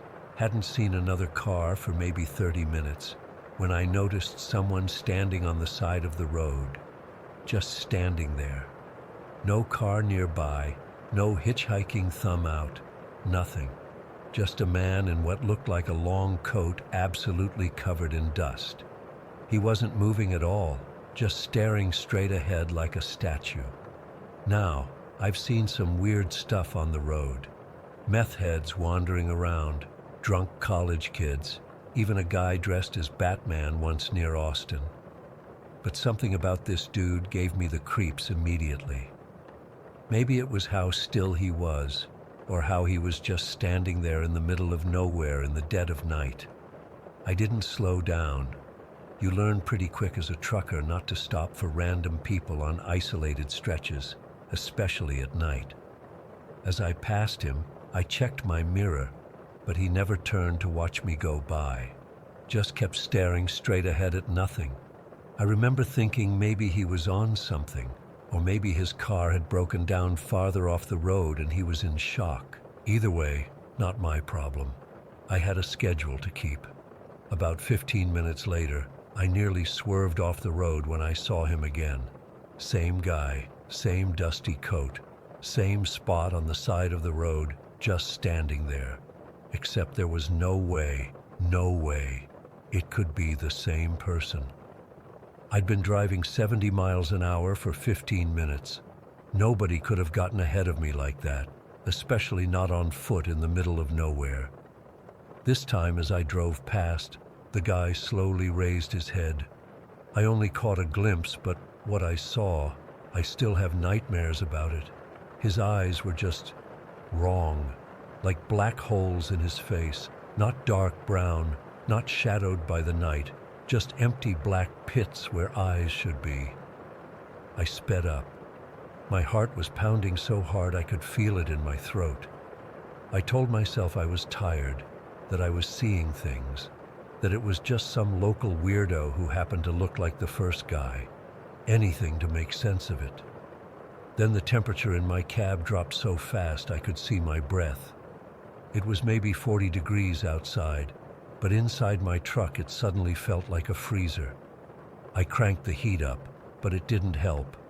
And then my radio turned on by itself. It was just static at first, that white noise hiss. But then I heard a voice through it, hoarse, like someone who'd been screaming for hours, or maybe hadn't spoken in years. "Why didn't you stop?" I nearly pissed myself. I jabbed at the radio button to turn it off, and it did, but the cold remained. My hands were shaking so bad I had trouble keeping the wheel steady. I was going 85 now, wanting nothing more than to get the hell away from whatever was happening. Then I saw him again. This time, he was standing right in the middle of the road. I slammed on my brakes. 40 tons of truck doesn't stop on a dime, and I was sure I was about to run him over. But somehow I screeched to a halt just a few feet from where he stood. The headlights illuminated him fully now. His clothes weren't just dusty. They were ancient, rotting in places, like he'd been buried in them. His skin was gray and papery, stretched too tight over his bones. And those eyes, those terrible black voids. He smiled at me. God, I wish he hadn't smiled. His teeth were brown and broken, his gums black. "Take me with you," he whispered, and somehow I heard him perfectly inside my cab, like he was sitting right next to me. He started walking toward my truck. I was frozen, couldn't move, couldn't even scream. He reached for the door handle, and I swear I could hear his fingernails scraping against the metal even though my windows were up. Then headlights appeared behind me, another truck coming down the highway. The light washed over us both, and just like that, the man was gone, vanished. The other truck honked as it passed me, probably wondering why I was stopped in the middle of the road. I sat there for maybe 5 minutes, hyperventilating, trying to convince myself I'd fallen asleep at the wheel and dreamed the whole thing. But the icy temperature in my cab and the lingering smell of something rotting told me different. I drove the rest of the night with all my lights on, the radio blasting, and downing energy drinks to stay awake. I didn't want to sleep, didn't want to risk seeing him in my dreams. When dawn broke, I started to feel better. Ghost stories are always less frightening in daylight. I convinced myself I'd had some kind of hallucination from exhaustion, maybe combined with the weird energy of Halloween night. By the time I crossed into New Mexico, I was almost laughing at myself. I was about 50 miles outside of Albuquerque when it happened again. The temperature plummeted. The windows of my cab frosted over from the inside, making it hard to see. And that smell came back, like meat left too long in the sun, like roadkill and dirt. The radio clicked on again, but this time it wasn't static. It was an old country song, the kind they played back in the 70s. It played for maybe 30 seconds before cutting out. Then that voice came through again, angrier this time. "Why did you leave me?" I was doing 90, weaving around the few cars on the road, desperate to reach Albuquerque and other people. That's when I glanced in my rearview mirror and saw him sitting in the sleeper section of my cab. I screamed and jerked the wheel so hard I nearly ran off the road. When I looked back over my shoulder, the sleeper was empty. But in my mirror, he was still there, staring at me with those hollow eyes. I pulled into the first rest area I saw. There were a few cars and another semi-truck parked there. I practically fell out of my cab, my legs shaking so bad I could barely stand.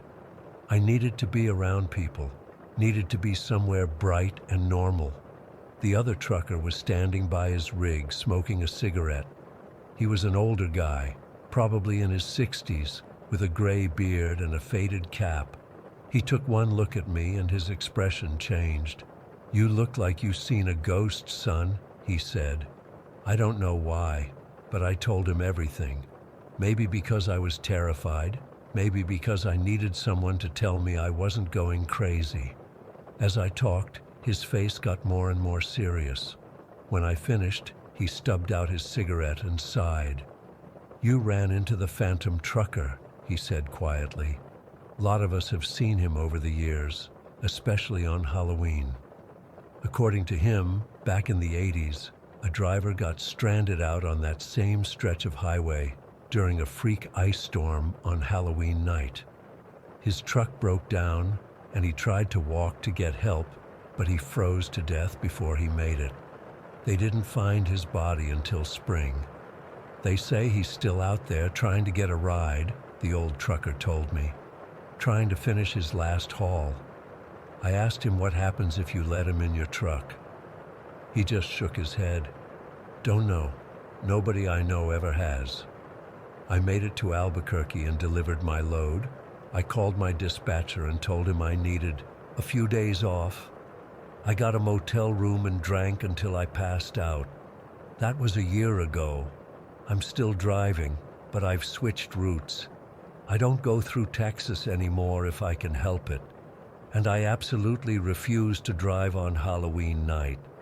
Sometimes when I'm on the road late and alone, the cab gets cold for no reason. Sometimes my radio switches stations by itself. And sometimes, just sometimes, when I check my rearview mirror, I think I see someone sitting in my sleeper cab, watching me with those empty black eyes. I don't know what would have happened if I'd let him into my truck that night. Would he have finally found peace? Would he have taken my place, leaving me to wander that lonely stretch of highway for eternity? Or would I just have gained an eternal passenger, one I could never escape? I don't think I'll ever know. But every time I pass a lone figure on the side of a dark highway, I hold my breath until I'm sure it's just an ordinary hitchhiker. And I never, ever stop. Story 8. I've been debating whether to share this for almost 7 years now. I guess I finally need to get it off my chest because it's eating me alive. I was a police officer with the Denver PD back in 2016. My name isn't Rachel Simmons, but that's what I'll go by here for obvious reasons. It was October, just before Halloween. The weather had started getting cold, that sharp Colorado chill that cuts right through your uniform. I'd been partnered with Doug Chen for about 3 years at that point. Good guy, quiet, reliable. The kind of partner you want on night shift. We'd seen our share of weird stuff working patrol in the city, but nothing prepared us for what happened that night.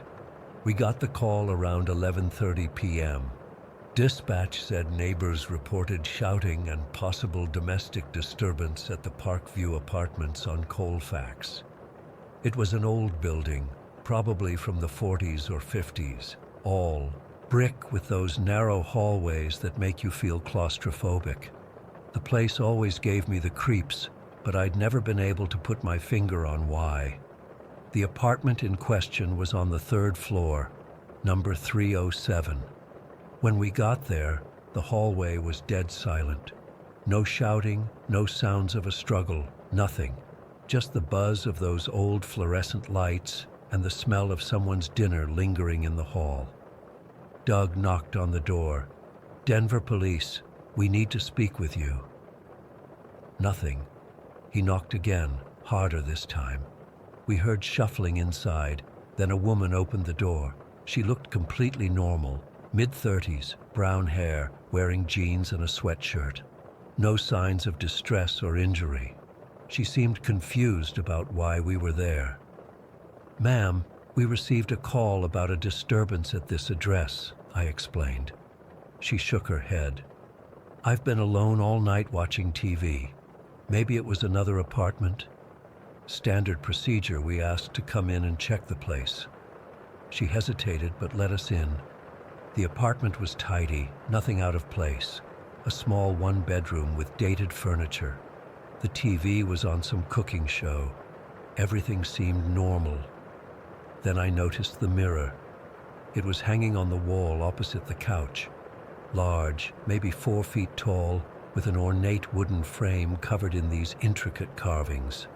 They looked tribal, maybe Native American, but I'm not an expert. The mirror stuck out like a sore thumb against the woman's IKEA-style decor. It looked ancient and expensive, like something you'd find in a museum, not a rundown apartment. "That's an interesting mirror," I said, trying to sound casual. The woman glanced at it. "Oh, that was here when I moved in. The landlord said it was too heavy to move." Something about her answer felt off. The mirror didn't look built in. It was hanging on the wall like any other mirror. Doug walked over to look at it more closely. "These carvings are something else," he said, running his finger along the frame. That's when I saw it. In the reflection, standing directly behind Doug, was a man. Tall, impossibly thin, with skin so pale it looked gray. His eyes were sunken deep into his skull, and his clothes hung off him like they were several sizes too big. He was staring right at me with this fixed, unblinking gaze. I spun around. "Sir, I need you to step back." My hand went to my weapon instinctively, but there was nobody there, just the empty living room. Doug jumped at my reaction. "What? What is it?" I looked back at the mirror. The man was still there in the reflection, standing behind Doug. But when I turned around again, nothing, nobody. "There's a man in the mirror," I said, feeling ridiculous even as the words left my mouth. Doug looked at the mirror, then behind him, then back at the mirror. "I don't see anyone." The woman was staring at me like I'd lost my mind. Maybe I had. "I swear there was someone standing right behind you in the reflection," I insisted. Doug stepped away from the mirror and came to stand next to me. We both looked into it from where I was standing. That's when Doug saw him too. I could tell by the way his body tensed up beside me. The man was still there, but now he was standing where Doug had been, directly in front of the mirror, and he was smiling, this horrible wide grin that showed too many teeth. "What the fuck?" Doug whispered. The woman looked genuinely confused. "What are you talking about? There's nobody there." She couldn't see him, but Doug and I could. The man in the mirror took a step closer to the glass, still grinning. I felt this cold wave of dread wash over me. It was like looking at something that shouldn't exist, something that violated every natural law.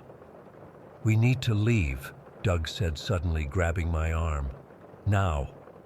We backed out of the apartment. The woman was clearly freaked out by our behavior, but I couldn't bring myself to explain. What would I even say? We finished up quickly, suggesting maybe the call was for another unit, and got out of there. In the car, Doug was silent for a long time. Finally, he said, "You saw him too, right? The man in the mirror?" "Yeah," I admitted. "I saw him. He wasn't really there, though. Not physically. No, I agreed. He wasn't. We tried to rationalize it. Maybe it was a trick mirror, some kind of optical illusion. Maybe we were both overtired. We agreed not to file it in our report. Who would believe us anyway? By the end of our shift, we'd almost convinced ourselves it was nothing. But I couldn't shake the memory of that face, that grin. It stayed with me all the way home. The next few days were normal. Doug and I didn't talk about what happened. It was like we had this unspoken agreement to pretend it never occurred. But I noticed Doug seemed distracted. He kept checking his reflection in the rearview mirror, the windows of stores as we walked by. I caught him staring at his own reflection in the bathroom at the station one time, just standing there, not moving. When he realized I was watching, he laughed it off and said he was checking for gray hairs. Then Doug stopped showing up for work. The first day, I figured he was sick. By the third day, I was worried. He wasn't answering calls or texts. Our sergeant said he hadn't called in. It wasn't like Doug at all. He was reliable to a fault. After my shift on day 4, I drove to his apartment. Doug lived in one of those modern complexes in Lodo. Nice place, but he kept to himself. I'd only been there once before for a department cookout. I knocked on his door. No answer. I knocked again, harder. "Doug, it's Rachel. I'm worried about you, man." Nothing. I was about to leave when I heard movement inside. Shuffling footsteps. The door opened just a crack, and I saw Doug's eye peering out. "Rachel?" His voice sounded hoarse, like he hadn't used it in days. "Jesus, Doug. You had me worried sick. What's going on? You haven't been to work." He hesitated, then opened the door wider. "Come, in. Quickly." The apartment was dark. All the blinds were drawn, and there weren't many lights on. As my eyes adjusted, I noticed something bizarre. Every mirror in the place was covered. Bathroom mirror, decorative mirror in the hall, even the microwave door, all covered with sheets or towels taped up securely. "Doug, what the hell is going on?" He looked terrible. Unshaven, hair a mess, dark circles under his eyes like he hadn't slept in days. He was wearing the same Denver PD sweatshirt and sweatpants he'd wear after shifts sometimes, but they looked slept in. "I've been seeing him," he said. "The man from the mirror. He's everywhere, Rachel. Every reflective surface. He's watching me." A chill ran down my spine. "Doug, I think you need to get some rest. Maybe talk to someone." "I'm not crazy," he snapped. "I know what I'm seeing." After that night, I started noticing him in other mirrors. Just glimpses at first, standing behind me in my bathroom mirror, watching from the window of a parked car. Then he started getting closer each time. Doug rubbed his eyes. He's trying to reach me through the reflections. I don't know why or how, but he is. On the coffee table, I saw an empty bottle of whiskey and what looked like printouts about mirror folklore and superstitions. There was a yellow legal pad covered in Doug's messy handwriting. I could make out phrases like portal theory and alternate dimensions. "Doug, you're scaring me. Let me help you. We can talk to the department counselor." "There's something else," he interrupted, handing me a piece of paper. It was a note written in handwriting I didn't recognize. It read, "They won't stop watching. Don't trust the mirrors." "I found this slipped under my door yesterday," Doug said. "Someone else knows about them." "Knows about what exactly?" "The watchers, the people in the mirrors. They're not reflections, Rachel. They're something else, using mirrors to look into our world." I'd known Doug for years. He was the most level-headed, rational person I knew. Seeing him like this, paranoid and disheveled, sent a wave of genuine fear through me. "Look, why don't you pack a bag and come stay at my place for a few days? Get away from here, clear your head." Doug shook his head. "It won't help." They'll find me wherever I go. There's mirrors everywhere." He lowered his voice. "I think I figured out what that mirror at the apartment was. Those carvings weren't just decoration. They were some kind of doorway." "Doug, please, I need to show you something," he said suddenly, standing up. "In the bedroom." Against my better judgment, I followed him. The bedroom was even darker than the living room. The large mirror on his closet door was covered with a sheet, but it had partially fallen down, revealing about a third of the reflective surface. Doug pointed at it. "Watch." He stood in front of the uncovered portion of the mirror. I stood behind him, watching. At first, I just saw our normal reflections, Doug looking haggard, me looking concerned. Then I saw movement at the edge of the mirror, a pale hand sliding into view from the covered portion. My blood ran cold. "Doug, you see him?" Doug's voice was eerily calm now. The hand became an arm, and then I could see the edge of that same gaunt face from the apartment, peeking out from behind the part of the mirror still covered by the sheet. "Jesus Christ," I whispered, taking a step back. But Doug took a step forward. "I've been watching him too, you know, learning about him. He lives in there, on the other side. Doug, get away from the mirror." He ignored me. "I think he's lonely, or hungry. I'm not sure which." The figure in the mirror was fully visible now, standing directly behind Doug's reflection. But in the real bedroom, there was nothing between Doug and me. The man in the mirror reached out and placed his hand on reflection Doug's shoulder. I saw Doug shudder in the real world. "Can you feel that?" I asked, horrified. Doug nodded slowly, cold, like ice water running through my veins. I reached for my phone. This was beyond me now. Doug needed professional help, and maybe I did too, because I was seeing the same impossible thing. Before I could dial, Doug took another step toward the mirror. His reflection and the pale man were now almost touching faces. "Doug, don't." "He's been calling me for days," Doug said softly, showing me things.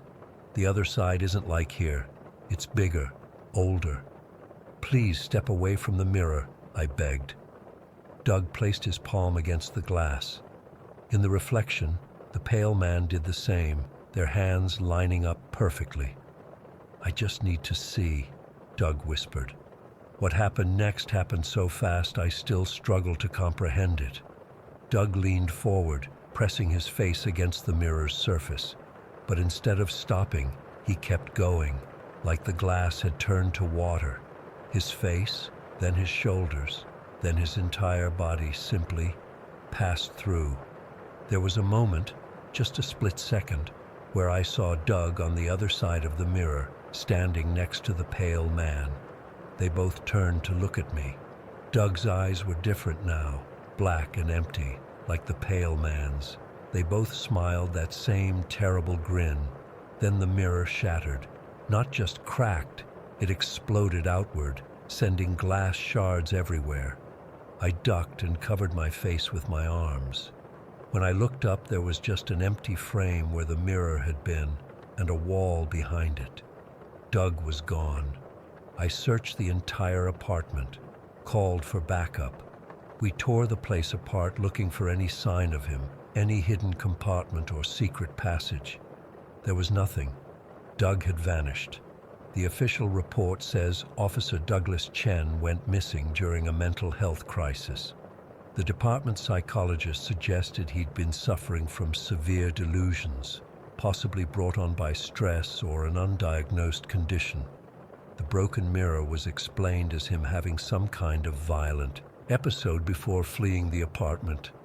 I know what I saw. Doug didn't run away.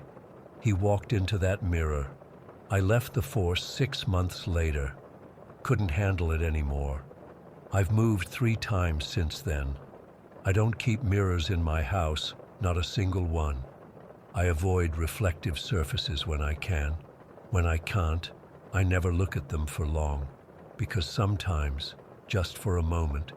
I think I see Doug watching me from the other side, and he's not alone.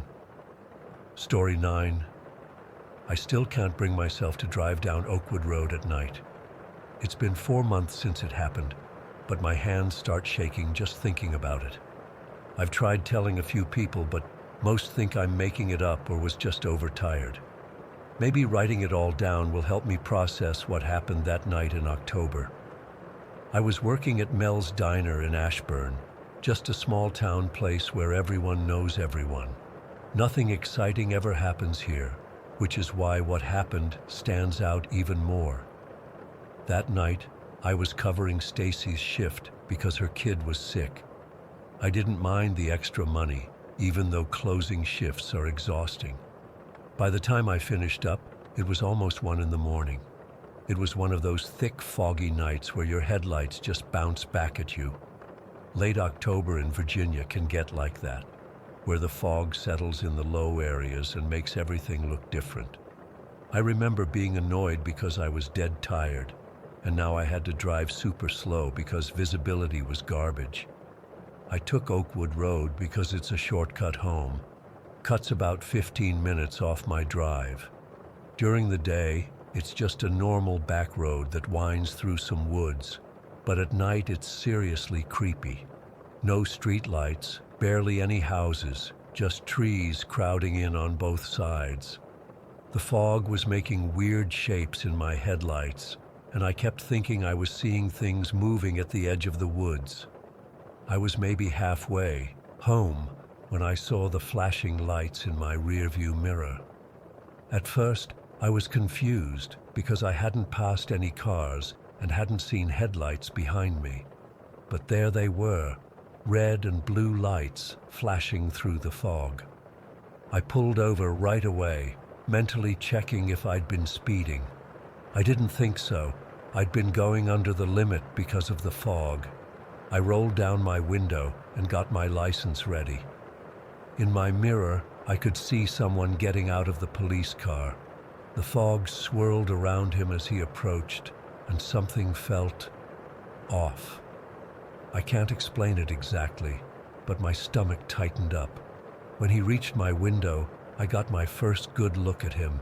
He was wearing a police uniform, but it didn't fit right. Too loose in some places, too tight in others. His badge was all scratched up so I couldn't read it. And he didn't have a name tag, which I thought was weird because all the cops around here wear them. "License and registration," he said. His voice was flat, almost mechanical. No ma'am or evening or anything else cops usually say.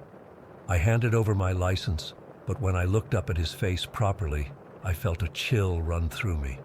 His eyes were wrong. They looked hollow, like there was nothing behind them. Not bloodshot or tired, empty. And his skin was so pale it looked gray in my car's interior light. "Do you know why I pulled you over?" he asked, staring at me with those empty eyes. "No, sir, I don't," I replied, trying to keep my voice steady. He didn't respond. He just stood there staring at my license for what felt like forever. Then, without another word, he turned and walked back to his car. I watched in my mirror as he disappeared into the fog. 5 minutes passed, then 10. I was getting nervous, wondering what was taking so long. I couldn't see his car clearly through the fog, just the faint glow of headlights. I considered calling someone, but who, and what would I say? "Hey, a creepy cop pulled me over and he's taking too long," I decided, to wait a bit longer. That's when I heard the tap on my passenger window. I nearly jumped out of my skin. The officer was standing there, on the passenger side of my car. I hadn't seen him approach, hadn't seen any movement in my mirrors at all. How did he get there without me noticing? He motioned for me to roll down the window. My hands were shaking as I pressed the button. "Step out of the vehicle," he said in that same flat voice. "Is there a problem, officer?" I asked, my heart pounding. "Step out of the vehicle now." There was no emotion in his voice, but somehow it felt more threatening. "Can I ask why?" I was stalling, trying to think what to do. This didn't feel right. None of it felt right. "Exit the vehicle and follow me." He started walking toward the woods without waiting for my response. I sat frozen for a moment. Every instinct was screaming at me not to follow him into those woods. But he was a cop, wasn't he? What choice did I have? I slowly got out of my car, leaving the door open and the engine running. The fog swirled around my ankles as I stood there, watching his figure move toward the tree line. He turned back once, those empty eyes finding me in the dark, and motioned for me to follow. Against my better judgment, I did. The wet grass soaked through my sneakers as I walked. The trees loomed ahead, black shapes in the fog. I could barely make out the officer's uniform as he led me deeper into the woods. "Officer, please tell me what this is about," I called, my voice shaking. "I don't understand what's happening." He stopped in a small clearing. The fog wasn't as thick under the trees, and I could see him more clearly now. In the dim light filtering through the branches, he looked even more wrong. His uniform looked old, like it had been worn for years, and there was something dark on the sleeve that I hadn't noticed before. "Here," he said, pointing to the ground. "Dig here." That's when I noticed he was holding something. It took me a second to realize it was a shovel. He held it out to me. "Dig," he repeated. "What? No. Why would I?" I took a step back. "This isn't right. You're not really a police officer, are you?" His face didn't change expression at all. "You will dig here." He thrust the shovel toward me. I took another step back. "No, I'm leaving. This is crazy." That's when he moved toward me, faster than I expected. I panicked and threw my car keys at his face as hard as I could. He flinched, the first real human reaction I'd seen from him, and I ran. I ran like hell back the way we'd come, tripping over roots and branches, the fog swirling around me. I burst out of the trees and saw my car still running, door still open. I sprinted toward it, expecting to feel his hand grab me at any second. I threw myself inside, slammed the door, and locked it. I looked in my mirrors, expecting to see him emerging from the woods or his police car blocking me in. But there was nothing. No police car, no flashing lights, just fog and the empty road. I didn't wait around to see if he'd come back. I threw my car in drive and got out of there as fast as I could, driving way too fast considering the fog. I kept checking my mirrors, but no one followed me. When I got home, I was shaking so badly I could barely get my key in the door. I locked myself in and called the actual police. The dispatcher sent an officer over, a real one, Officer Jenkins, who I've known since high school. I told him everything. He took my statement seriously, which I appreciated, but I could tell he was skeptical. He asked if I'd been drinking. I hadn't. Or if I was on any medication. I wasn't. He said they'd look into it, but that there hadn't been any police patrols on Oakwood Road that night. The next day, Jenkins called me. His voice sounded different, more serious. He asked if I could come down to the station. When I got there, he showed me into a small room where an older officer was waiting. Chief Daniels had been with the Ashburn PD for over 30 years. "Emma," Jenkins said, "I want you to tell Chief Daniels exactly what you told me last night. Every detail you can remember." So I did. The chief listened without interrupting, his face growing more and more grim. When I finished, he exchanged a look with Jenkins before turning back to me. "The uniform you described," he said slowly. "Was there a tear on the right shoulder and a dark patch on the left sleeve?" My blood ran cold. "Yes.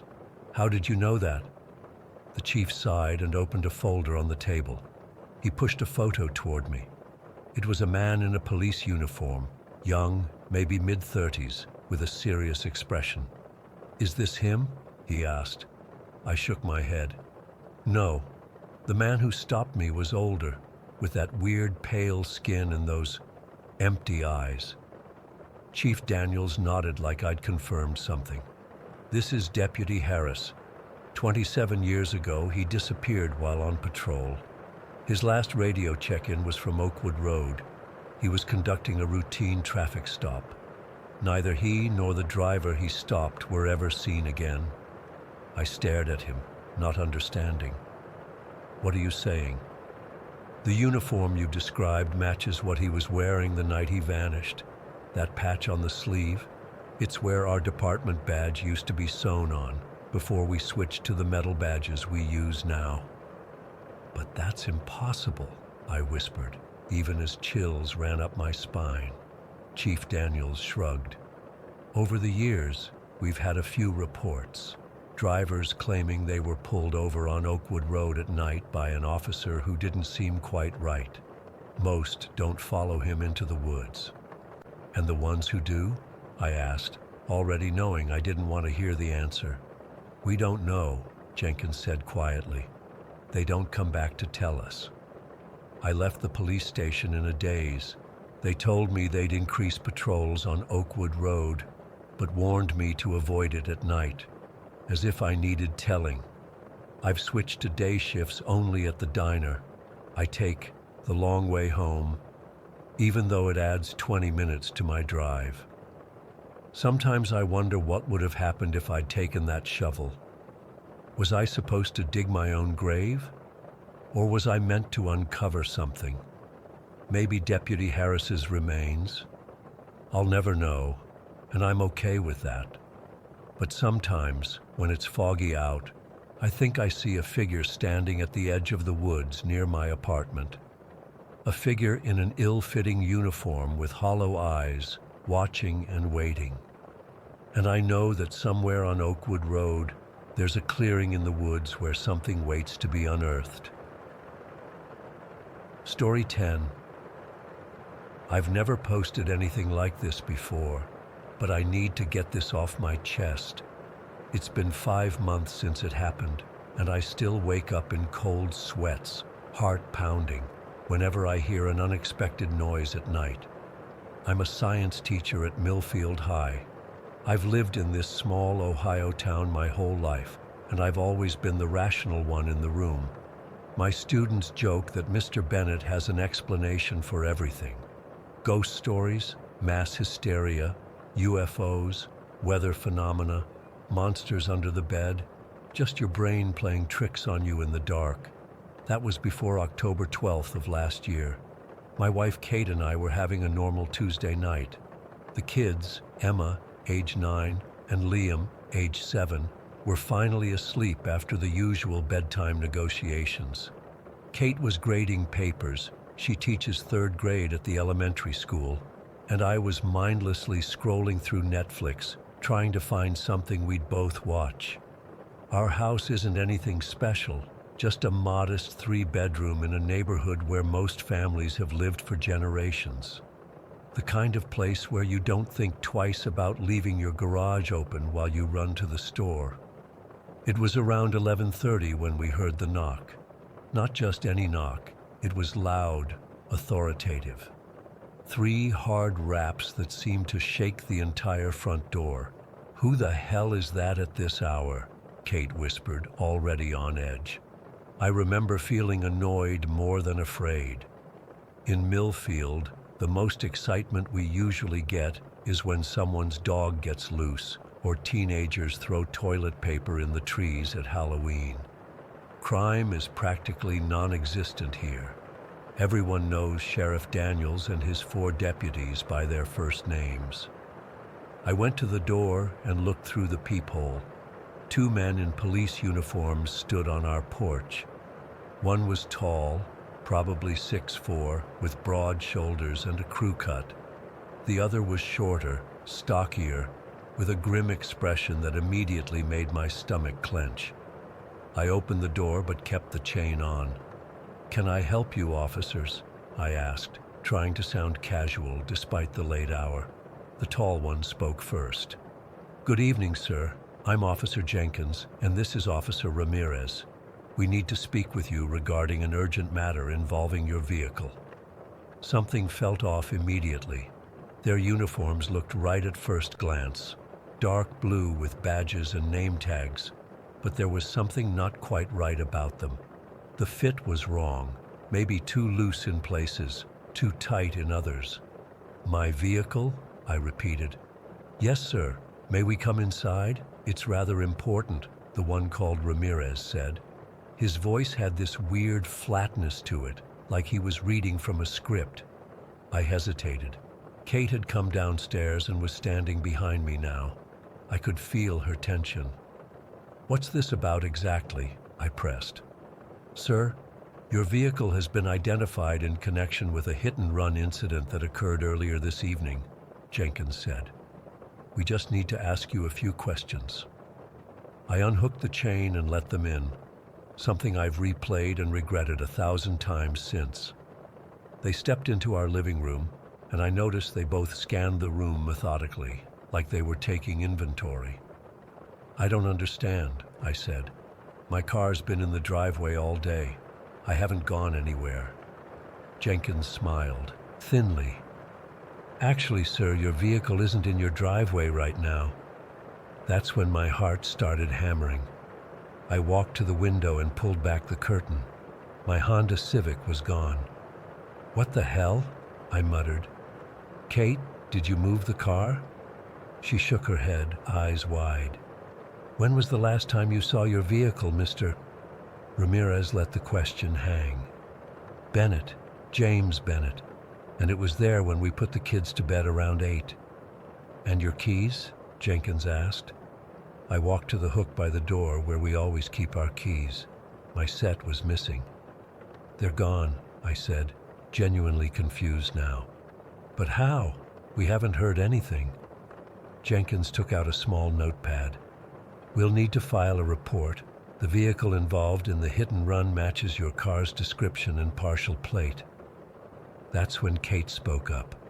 Was anyone hurt? Minor injuries, Ramirez answered too quickly. But the victim got a good look at the driver. Well, it wasn't my husband, Kate said firmly. He's been home all evening. The officers exchanged a look that made my skin crawl. Ma'am, we're just doing our job, Jenkins said. We're not accusing anyone, but we do need to collect some information. He glanced toward the stairs. Are there others in the house? Our children are sleeping, I said. We'll need to check on them as well, Ramirez said. Kate stepped forward. Excuse me? You need to check on our sleeping children for a hit-and-run investigation about a car that was apparently stolen from our driveway? Standard procedure, ma'am, Jenkins said, but his eyes had gone cold. No, Kate said firmly. Not without a warrant. Ramirez took a step toward her, and something in his movement reminded me of a predator. Not human, something else. Ma'am, I'm afraid you don't understand the seriousness. I want to see your badges again, I interrupted, suddenly terrified. Properly this time. They both reached for their badges and flashed them quickly, but when I tried to look closer, Jenkins put his away.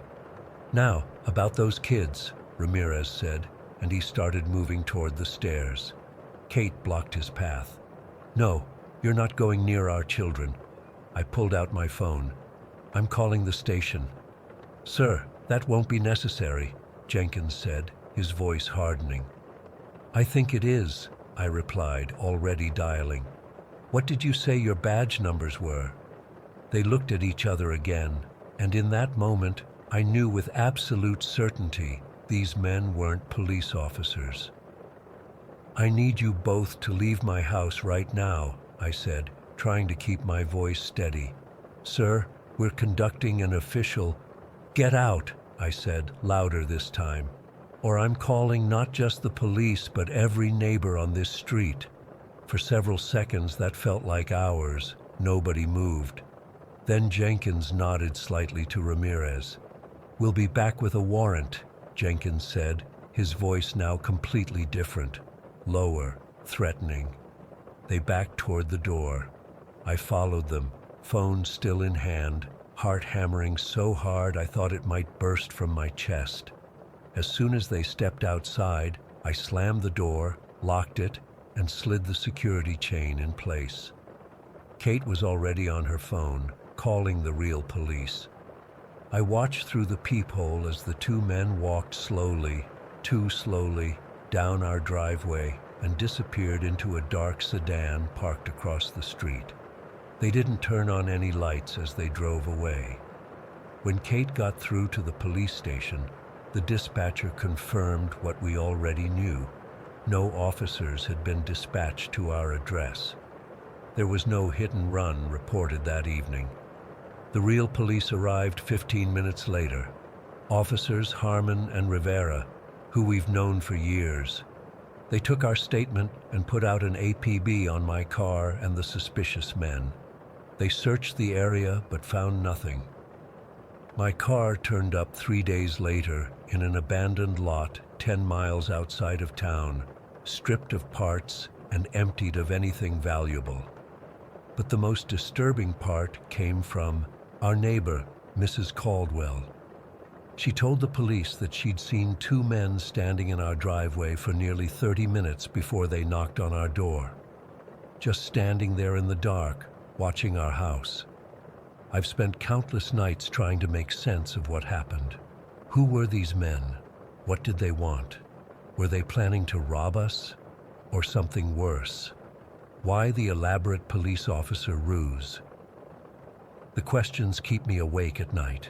We installed a security system the very next day. New locks, cameras, motion sensor lights. But hardware can't fix what's broken inside me. My faith in people, my sense of safety. The kids don't know what happened. We told them someone stole Dad's car, which is why we got the new alarm system. But they've picked up on our anxiety. Emma asked me why I checked the locks so many times before bed now. Liam wants to know why he can't play in the front yard alone anymore. I still teach science. I still tell my students that there's a rational explanation for everything. But now I know that's not always true. Sometimes things happen that defy explanation. Sometimes the monsters aren't under the bed.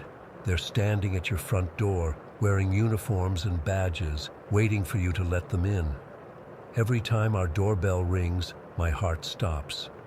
Every time there's a knock after dark, I feel like I can't breathe. I keep thinking about what would have happened if we hadn't questioned them. If we'd let them upstairs to our children's rooms.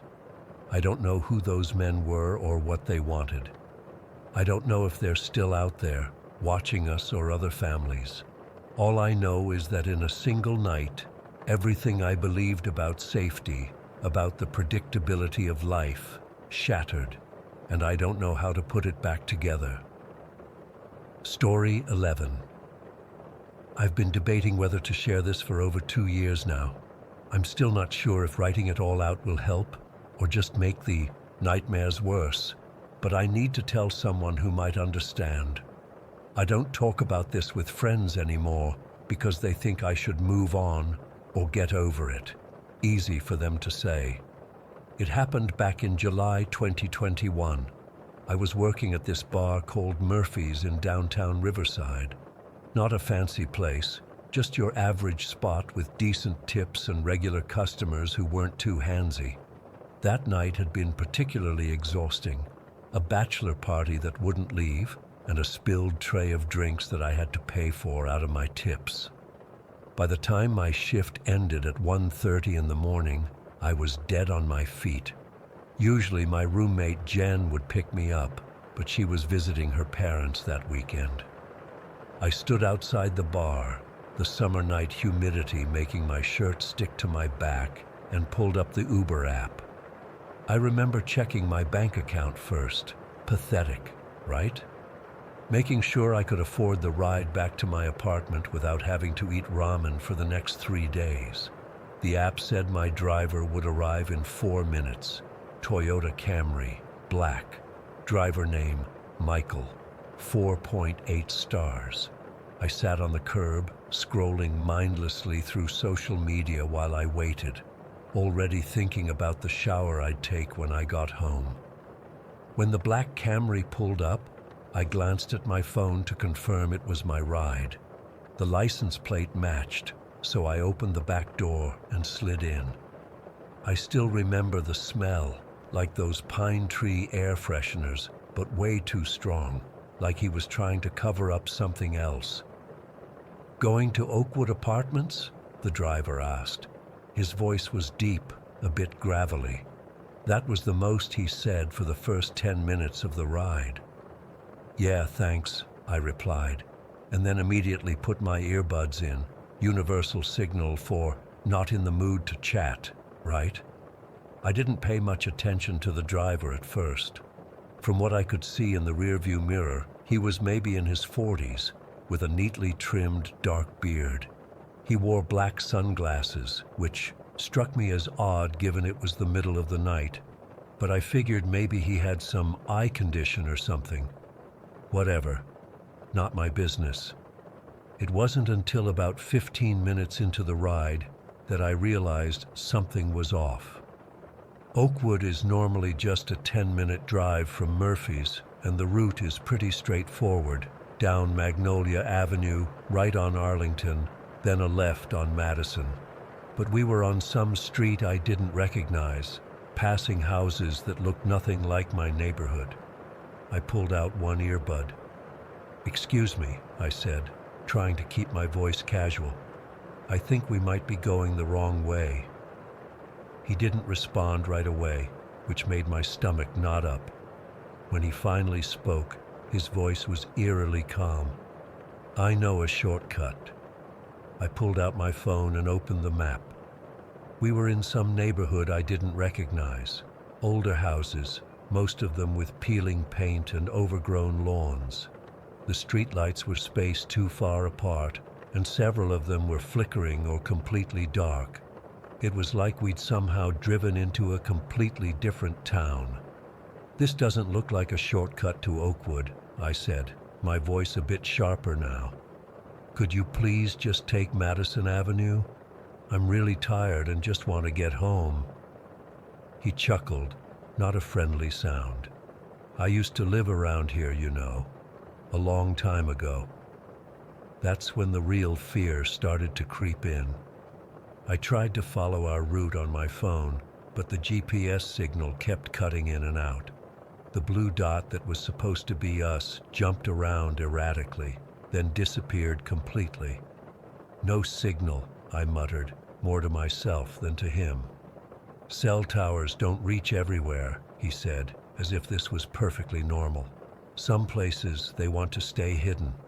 My heart was pounding so hard I could feel it in my throat. "Look, I need to get home. Please turn around now." He tilted the rearview mirror down to look at me. For the first time, I noticed how pale his skin was, almost gray in the dim light from the dashboard. Home isn't always where you think it is. That's when I knew I was in serious trouble. I quickly texted Jen, typing, "Help, wrong Uber, don't know where I am," and tried to send it. But the message just sat there with that spinning circle. No signal. I looked out the window, desperate for some landmark I recognized, or even just a person on the street I could call out to. But the streets were empty. The houses we passed had no lights on. It was like driving through a ghost town. The car slowed down, and for a second I felt a surge of hope. Maybe he was finally turning around. But instead, he made a sharp turn onto what wasn't even a real road, just a gravel path that led straight into the woods. "What are you doing?" I demanded, unable to keep the panic from my voice. "This isn't the way to Oakwood." "We're going somewhere more private," he said, and the calm way he said those words made my blood run cold. "Stop the car. Let me out right now." I tried the door handle, but of course, child locks. The bastard had them engaged. "Just a bit further," he murmured, almost like he was talking to himself. "Almost there now." I was frantically trying to think of what to do. Could I break the window? Would anyone even hear me if I screamed out here? I had my keys in my pocket. Could I use them as a weapon somehow? Through the trees ahead, I spotted a light, just a small, flickering orange glow. As we got closer, I could make out what looked like an old cabin. There was a lantern hanging on the porch, swaying slightly in the night breeze. The car slowed as we approached, and something in me just snapped. When he brought the car to a crawl to navigate over some larger rocks in the path, I seized my chance. I unbuckled my seatbelt, lunged forward between the seats, and hit the unlock button on the driver's door.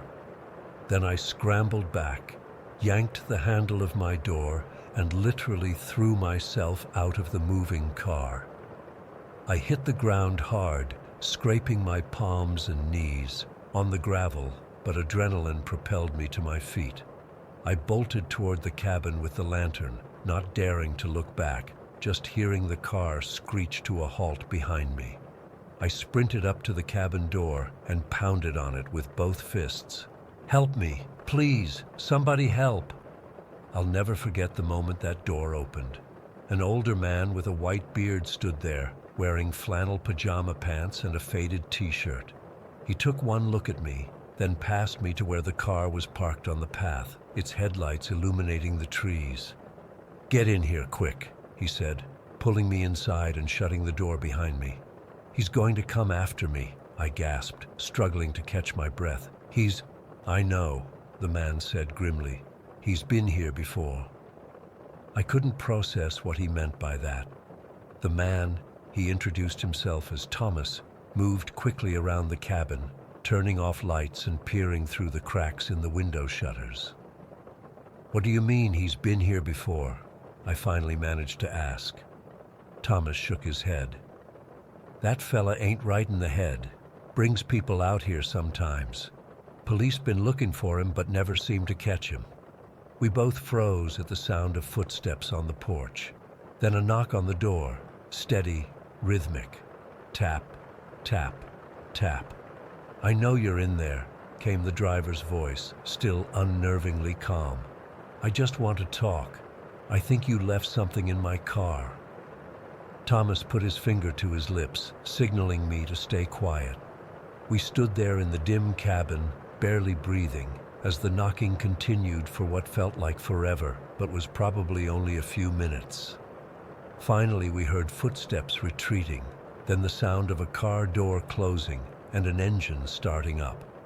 Through a gap in the shutters, I watched the black Camry back up, turn around, and disappear down the gravel path, its taillights eventually swallowed by the darkness of the trees. Thomas called the police after that. They took almost 40 minutes to arrive. Apparently, we were way out in the county, miles from where I should have been. I gave them a description of the driver and the car, including the license plate I'd noted from the app. They promised they'd search for him, but the look the officers exchanged told me they didn't expect to find anything. One of the cops drove me home that night. I remember asking him, "How will I know if you catch him?" "We'll let you know, ma'am," he said, but his tone lacked conviction. They never caught him. I checked the Uber app repeatedly in the days that followed, trying to pull up the trip history, but it showed the ride had been completed normally, ending at my apartment building. When I contacted Uber support, they said there was no record of my ride ever deviating from the expected route. I deleted the app after that. I haven't taken an Uber or Lyft since that night. I got a different job closer to home. I saved up and bought a used car, even though I can barely afford the insurance. I installed extra locks on my apartment door. I keep the blinds drawn at all times. But the worst part isn't the practical changes. It's the feeling I can't shake, that I'm being watched. Sometimes when I'm walking to my car in the parking lot, I swear I see a black Camry in my peripheral vision. When my phone pings with a notification, My heart races until I confirm it's not from the Uber app somehow reinstalling itself. Every night before bed, I check my location settings to make sure they're turned off.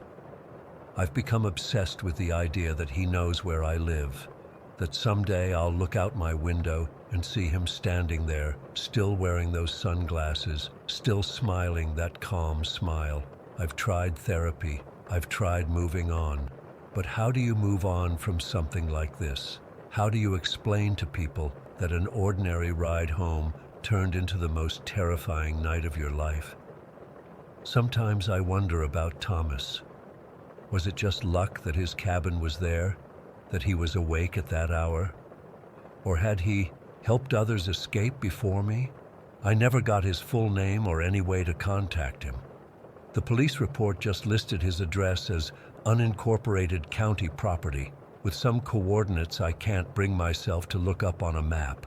I still have nightmares where I'm back in that car, watching the houses get more dilapidated, the streets emptier, as we drive deeper into that neighborhood that shouldn't exist. In the dreams, I never escape.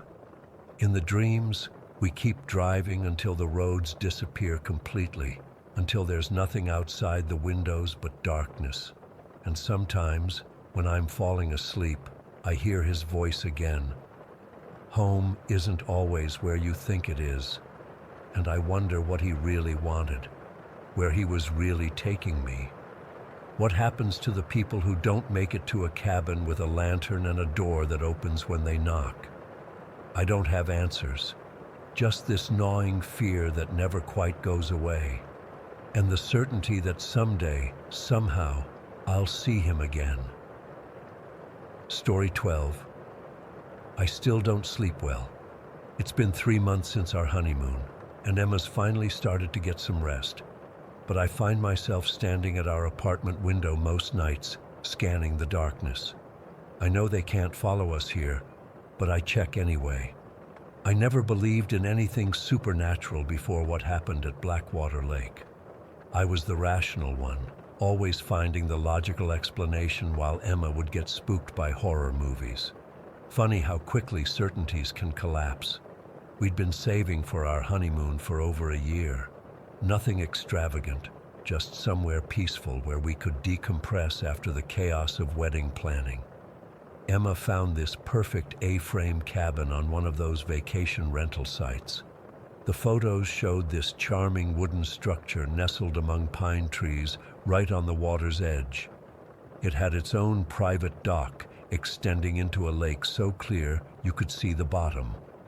The listing emphasized seclusion, no neighbors for at least a mile, no Wi-Fi, spotty cell service, exactly what we wanted to disconnect. The drive took us nearly 4 hours from the city, the last hour on increasingly narrow roads until we turned onto a gravel path that wasn't even on our GPS. When we finally arrived, the cabin looked exactly like the photos, maybe even better. The A-frame rose from a clearing, its glass front reflecting the still water of Blackwater Lake. It was mid-afternoon when we pulled up, and the October sun made the water shimmer. Emma squeezed my hand as we got out of the car. "It's perfect, Ryan," she said, and I agreed. The air smelled like pine and water and earth, so clean it almost hurt my lungs after city living. We unpacked quickly, wanting to explore before sunset. The inside was rustic but comfortable. One main room with vaulted ceilings, a small kitchen, a bathroom, and a loft bedroom accessed by a wooden ladder. The best feature was the wall of windows facing the lake, making it feel like we were floating on the water. That first evening was exactly what we'd hoped for. We carried our dinner and a bottle of wine down to the dock. The temperature dropped with the sun, so we lit the fire pit near the shore. Emma roasted marshmallows while I opened the wine. The lake was absolutely still, like black glass reflecting the emerging stars. No light pollution, no distant highway noise, just us and the occasional call of an owl. I was poking at the fire when Emma's hand gripped my arm. "Ryan, look," What's that? Across the lake, which wasn't huge, maybe half a mile across, a light was moving along the shoreline. Not a steady light like a house or cabin, but something flickering, almost like a torch or lantern. Probably just another visitor hiking with a flashlight, I said, though something about the movement seemed off. It wasn't bouncing like someone walking would cause. It moved steadily, deliberately, as if floating. The listing said there weren't any other cabins on this lake, Emma said, wrapping her cardigan tighter around herself. Maybe they were just saying that as a selling point, or it could be someone fishing. I tried to sound confident, but the light didn't move like any fisherman I'd ever seen. It followed the shoreline exactly, never deviating toward the water or back into the trees. We watched until it disappeared around a bend. I could feel Emma's discomfort, so I suggested we head inside. It was getting cold anyway. The next morning, the lake looked magical in the mist. We ate breakfast on the small deck, planning to hike around our side of the lake. The trail wasn't well maintained, but it was followable, winding through dense forest about 20 feet from the shoreline. We'd been hiking for maybe an hour when Emma stopped suddenly. "Did you hear that?" she whispered. I listened.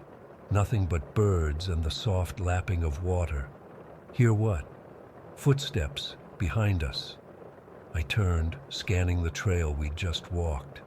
Nothing moved except branches in the light breeze. "It's just the forest settling," I said. "Dead branches falling, animals moving around." She nodded, but I could see she wasn't convinced. We continued, but Emma kept glancing back every few minutes. I felt it too, a strange sensation of being followed that I couldn't quite shake. The feeling grew stronger until we both silently agreed to turn back without reaching our destination. That night, we made dinner inside rather than on the dock. Emma kept glancing out the windows toward the lake. I was washing dishes when she called me over. "It's back," she said, pointing across the water. The light had returned, brighter than before, and definitely closer to our side of the lake. It moved with that same unnatural steadiness, following the shoreline. We watched it for nearly 20 minutes as it worked its way around the curve of the lake. Then it did something that sent ice through my veins. It stopped, turned toward our cabin, and then extinguished. "It saw us watching," Emma whispered. "That's ridiculous," I said, but I immediately closed the blinds anyway. "It's probably just someone camping over there who turned in for the night." We tried to distract ourselves with a card game, but neither of us could focus. Around midnight, we climbed up to the loft and got into bed. Emma fell asleep eventually, but I lay awake, listening. Around 3 in the morning, I heard it, splashing sounds near our dock. Gentle at first, like something barely disturbing the surface, then more deliberate, like someone wading.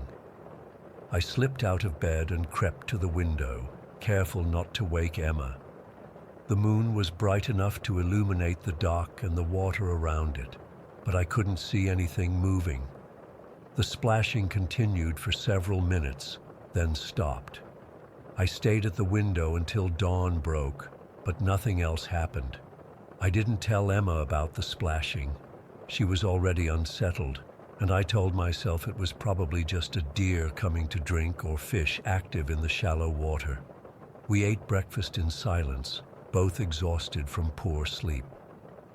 "I want to see what's across the lake," Emma finally said. My instinct was to say no, to suggest we just enjoy our side of the water, but curiosity got the better of me too. There were 2 kayaks stored under the cabin that came with the rental. Within an hour, we were paddling across the glassy surface of Blackwater Lake. The opposite shore looked different in daylight. Dense, almost impenetrable forest coming right to the water's edge. We followed the shoreline, looking for any sign of cabins or campsites. Nothing. No structures, no clearings, no evidence of human presence. We'd almost given up when Emma pointed to a narrow gap in the trees. "Let's check there." We beached the kayaks on a muddy bank and walked into the forest. About 50 feet in, the trees opened into a small clearing. What we found made my skin crawl. In the center was a fire pit, not a modern one like at our cabin, but a crude circle of stones blackened with old ash. Around it stood 5 rusted metal chairs arranged in a perfect circle. But it was what hung from the surrounding trees that truly terrified us. Dolls, dozens of them, suspended from branches by twine. Not store-bought dolls, but crude handmade figures crafted from sticks, moss, and what looked like animal hide. Some had features painted or carved into them with remarkable detail. Others were headless, with strange symbols carved into their torsos. They swayed slightly in the breeze, creating a soft clicking sound as they bumped against branches. Emma grabbed my arm so hard it hurt. "Ryan, we need to leave. Now." I couldn't argue. As we turned to go, I noticed something I'd missed before, a path leading away from the clearing into the deeper forest, and on the ground near where it began, a single boot print in the mud. Fresh. We practically ran back to the kayaks and paddled across the lake faster than I thought possible. Back at our cabin, we hurriedly gathered our things. "Let's just go," Emma said, throwing clothes into her bag. "We can find somewhere else to stay." I checked my phone. Still no service. The nearest town was 30 miles away, and the sun was already starting to descend. It would be dark before we could reach civilization. "We can't leave now," I said, hating the words even as I spoke them. "It'll be dark soon, and these roads are treacherous at night. We'll leave first thing tomorrow morning." Emma didn't like it, but she knew I was right. We locked all the doors and windows, even dragging the heavy coffee table in front of the main door. As darkness fell, we sat in the living room with all the lights on, taking turns watching the lake. The waiting was excruciating. Every creak of the cabin, every rustle outside sent adrenaline coursing through us. Around 9, Emma spotted it, the light, now on our side of the lake, moving through the trees toward our cabin. We killed all the lights and huddled together on the couch, watching through a crack in the blinds as the light grew closer. It moved differently now, not along the shoreline, but directly toward us, stopping occasionally as if searching. Then it stopped altogether, maybe 100 feet from the cabin. For a long moment, nothing happened. Then the light went out.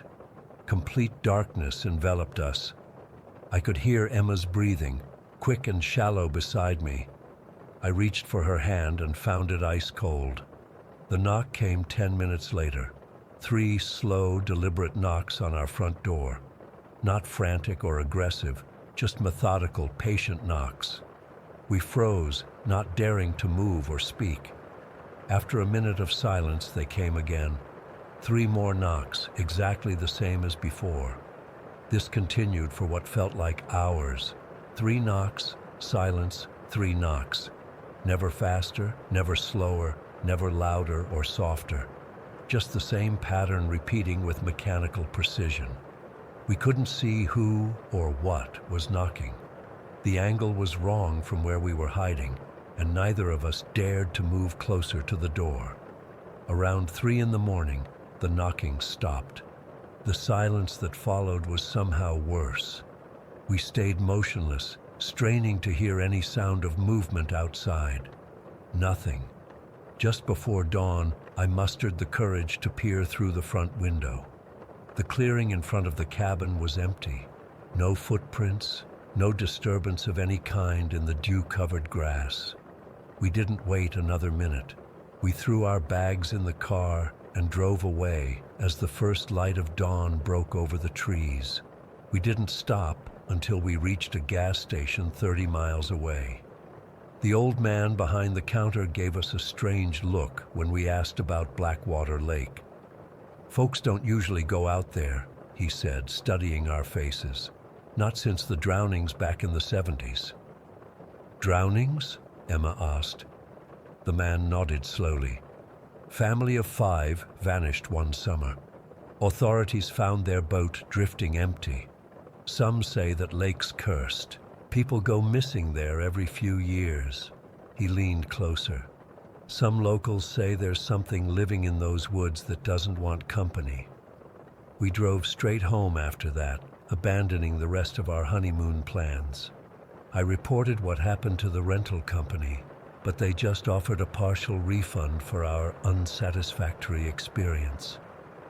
They didn't seem surprised or particularly concerned about our story. I've spent countless hours researching Blackwater Lake since then. There's almost nothing online, just vague mentions in local historical societies about tragic incidents and areas of cultural significance to indigenous populations that should be respected and avoided. I still have nightmares about those dolls swaying in the trees, about that light moving across the water toward us. Sometimes I wake up in the middle of the night, certain I've heard 3 slow knocks at our door. Emma wants to forget it ever happened. She says dwelling on it only gives it power. Maybe she's right. But I can't shake the feeling that something followed us home from that lake, not physically, but like we opened a door that can't be fully closed again. I don't know what was out there in those woods. I don't know who made those dolls or whose footsteps we heard on the trail. I don't know who or what knocked on our door through the night, and I don't think I want to know. But sometimes, when I look out at the city lights from our apartment window, I swear I can see a single light moving differently than the others. Moving deliberately, moving closer. Story 13. I still don't know exactly what happened to me in the Olympic National Forest last summer. Maybe writing this will help me process it, or at least find someone who's experienced something similar. I need to get this off my chest because the nightmares won't stop. I've been hiking and backpacking for over 15 years. I've done solo trips all over the Pacific Northwest, even in bear country. Nothing ever really scared me out there. But that changed last summer. By June 2018, I was feeling burnt out from work and desperately needed to disconnect. The popular trails were packed with tourists and Instagram hikers, so I started researching lesser-known routes. That's when I stumbled across a few obscure mentions in an old hiking forum about something called the Forgotten Trail. It wasn't on any official maps, and the posts were vague about its exact location, but they mentioned incredible old-growth forest and absolute solitude. A few people warned against going there alone, saying the area had bad energy or that they felt watched, but I brushed it off as superstition. Those warnings should have been my first clue. After piecing together various descriptions, I pinpointed what I thought was the trailhead, about 30 miles down a gravel Forest Service road in a remote section of the Olympic National Forest. I packed enough supplies for 4 days, told my brother roughly where I'd be, and headed out early on a Friday morning. The drive took longer than expected. The Forest Service road was rougher than I anticipated, with fallen branches and potholes forcing me to crawl along at maybe 10 miles per hour. I didn't pass a single car or person the entire way. When I finally reached what I believed was the area, there was no official trailhead, just a small clearing where I could park and what looked like an overgrown game trail leading into the trees. I remember standing at my car, looking into those woods, and feeling a moment of hesitation. The forest seemed unusually dark and dense. Even though it was just past noon on a sunny day, the canopy was so thick that only patches of light filtered through. Everything was covered in a thick layer of moss. The trees, the ground, even the few rocks visible through the undergrowth. The air felt heavy with moisture, but completely still. No breeze at all. I shouldered my pack and started in. The trail was barely visible in places, and I had to use occasional rock cairns left by previous hikers to stay on track. For the first few hours, it was actually peaceful. The forest was eerily quiet, but I enjoyed the silence after months of city noise. I didn't see any wildlife except for a few birds high in the canopy. No squirrels, no deer, nothing on the forest floor. I didn't think much of it at the time. By late afternoon, I'd hiked about 8 miles in and found a small clearing suitable for camping. I set up my tent, cooked a simple dinner on my portable stove, and settled in as darkness fell. The silence was absolute. No insect sounds, no distant highway noise, nothing. Just complete, enveloping quiet. I fell asleep quickly, exhausted from the hike. I woke up around 2 in the morning. At first, I wasn't sure what had disturbed me. Then I heard it. Footsteps. Heavy, deliberate footsteps slowly circling my tent. They sounded human, but something was off about them. The rhythm wasn't quite right. They'd take a few steps, then pause for several seconds before continuing. I froze in my sleeping bag, barely breathing. I called out, "Hello?" thinking maybe another hiker had gotten lost and found my campsite. The footsteps immediately stopped. I waited, listening hard, but heard nothing. After what felt like an eternity, I convinced myself it was probably just a deer or elk moving through camp. I eventually fell back asleep, but it was restless. The next morning, I checked the ground around my tent for tracks, but found nothing in the thick moss and ferns. I packed up and continued deeper into the forest, following what remained of the trail. As the day progressed, the trail became increasingly difficult to follow, sometimes disappearing entirely. The trees seemed to grow more twisted and gnarled the further I went. Their trunks bent at unnatural angles, and some had grown together in ways I'd never seen before. The silence persisted, but occasionally I'd hear something moving in the underbrush just beyond my sight. Each time I'd stop and look, there would be nothing there. By midday, I started feeling like I was being watched. You know that sensation when you can feel eyes on you? It was constant and came from all directions. I kept spinning around, expecting to see someone, but there was never anything visible. Around 3 in the afternoon, I stumbled across something that made my blood run cold. Hidden among a particularly dense stand of trees was a cabin. Not a modern cabin or even an old Forest Service structure. This looked ancient. The logs were rotted and covered in so much moss that it blended almost perfectly with the surrounding forest. I probably wouldn't have noticed it if I hadn't walked almost directly into it. The door hung partially open on rusted hinges. I know I should have just kept walking, but curiosity got the better of me. I pushed the door open wider and stepped inside. The interior was a single room with a collapsed bed frame in one corner and the remains of a small stone fireplace. But what really disturbed me were the symbols carved into every available surface. The walls, the ceiling beams, even the floorboards. They weren't anything I recognized, not Native American or any religious symbols I'd ever seen. They looked like elaborate geometric patterns interspersed with what might have been crude animal figures. In the center of the room was a circle of stones with more symbols carved into them. I didn't touch anything, but standing there, I felt an overwhelming urge to get out. The air inside seemed even heavier than in the forest, and I could barely breathe. I backed out and continued hiking, trying to convince myself it was just an old trapper's cabin with some folk art. I hiked another few hours, but the trail had completely vanished by this point. I was navigating purely by GPS, though even that was acting strangely, sometimes showing me moving in, different directions than I actually was. As evening approached, I realized I needed to make camp. I found another small clearing, but something felt wrong about it. The trees around the edge seemed to lean inward, like they were looking down at the clearing. Still, I had no better options. I set up camp quickly, my nerves frayed. I couldn't shake the feeling of being watched. As darkness fell, the forest seemed to come alive with sounds.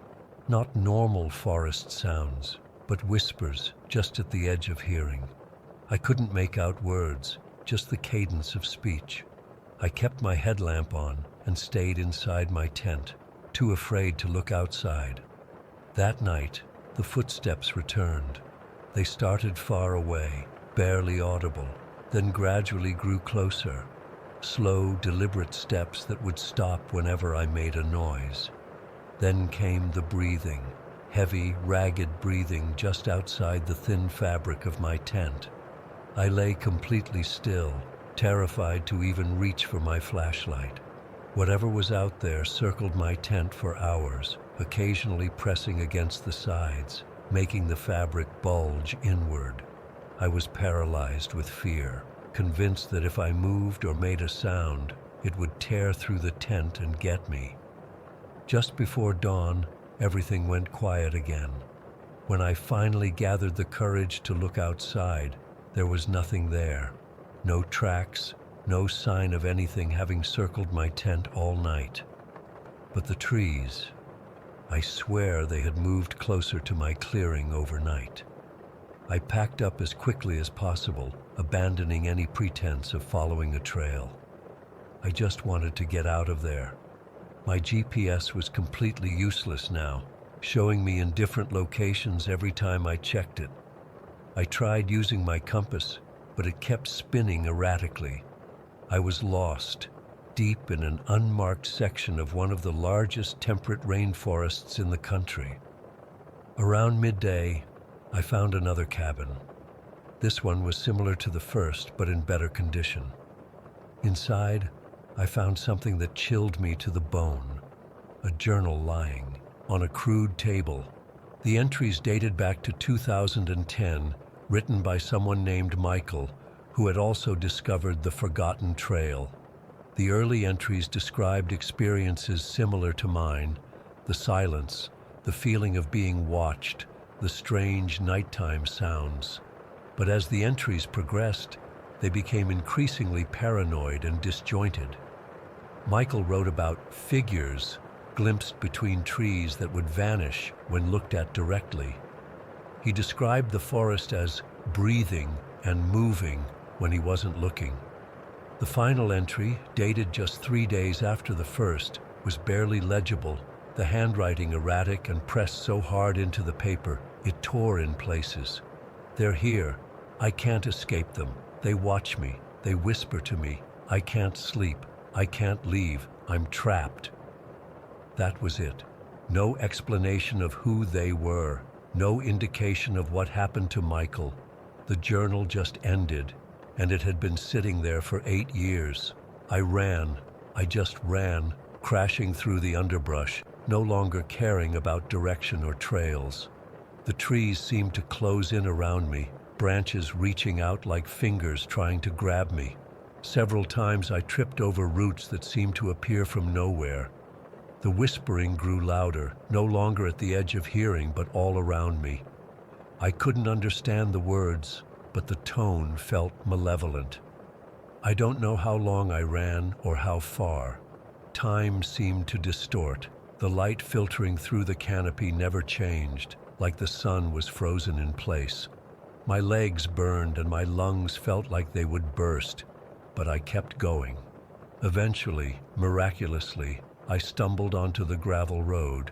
I have no idea how I found it. By all logic, I should have been miles away from it. But suddenly, there it was, and I collapsed onto it, sobbing with relief. My car was about 2 miles down the road. I walked in the middle of the gravel, afraid to get too close to the trees lining either side. When I finally reached my car, I drove out of there so fast. I nearly wrecked on the rough road multiple times. It's been over a year now, and I still can't explain what happened out there. I've looked for information about the forgotten trail and found almost nothing. The few references I originally discovered have vanished from the internet. I tried contacting the Forest Service about the cabins, but they have no record of any structures in that area. The worst part is that it's not over. Sometimes, usually around 2 or 3 in the morning, I wake up to the sound of those same footsteps outside my apartment. Slow, deliberate steps that stop when I get out of bed to look. And occasionally, just at the edge of hearing, the whispering starts again. I've moved twice since then, but it doesn't matter. Whatever I encountered out there, I think a part of it followed me home. Story 14. I never believed in ghost stories. Even as a kid, I'd roll my eyes at campfire tales while everyone else screamed. That changed 3 weeks ago. I'm still trying to make sense of what happened that night in Whispering Woods, and I guess writing it down might help. I haven't told many people. Who would believe me anyway? It was a Friday night, and I was driving back from a business conference in Mapleton, about 2 hours from my place in Oak Ridge County. The conference ran late, and I didn't get on the road until almost 11 at night. I was exhausted, but just wanted to sleep in my own bed rather than spend money on another night at that overpriced hotel. I'd made this drive dozens of times before. Usually I'd take the highway, but there had been reports of construction causing major delays, so I decided to take the old county road through Whispering Woods. It's a winding road that cuts through about 15 miles of dense forest, barely maintained, but a decent shortcut when you're in a hurry. The first part of my drive was completely normal. I had the radio on, some late-night talk show where the host was interviewing people about conspiracy theories. I remember laughing at some caller who was convinced their neighbor was an alien. The irony isn't lost on me now. It was around midnight when I entered Whispering Woods. The trees create this canopy over the road, blocking out most of the moonlight. My headlights were the only real source of light, cutting through the darkness ahead of me. I remember thinking how peaceful it was. Just me, the road, and the gentle hum of my engine. About 5 miles in, the radio started acting up. At first, it was just static interrupting the broadcast. I tried changing stations, but every frequency was the same, mostly static with occasional snippets of voices or music breaking through. Eventually, I just turned it off. The silence was unsettling, but I figured it was just poor reception in the woods. That's when I first noticed something strange. Out of the corner of my eye, I caught a glimpse of white among the trees. I slowed down slightly, curious. At first, I thought it might be some kind of animal or maybe just trash caught in the branches. But as I got closer, I realized it was a person, a woman, standing about 20 feet off the road between 2 large oak trees. She was wearing what looked like a white dress, but it was tattered and dirty at the edges. Her hair was long and dark, hanging in messy strands around her face. Even from a distance, I could tell something was off. She wasn't moving, just standing there, staring in my direction. My first thought was that she might be in trouble. It was the middle of the night, in the middle of nowhere. No one just stands in the woods at midnight unless something's wrong. I slowed down even more, wondering if I should stop. The rational part of my brain was screaming at me to keep driving. This was how horror movies started. But I couldn't just leave someone who might need help. I pulled over to the side of the road and rolled my window down about halfway. "Hey, are you okay?" I called out. My voice sounded strange in the silence of the woods. She didn't respond at first, but then she took a step forward, and I got a better look at her face. Her skin was incredibly pale, almost glowing in the dim light from my headlights. Her eyes were dark, too dark, and fixed intensely on me. Something about her expression made my stomach drop.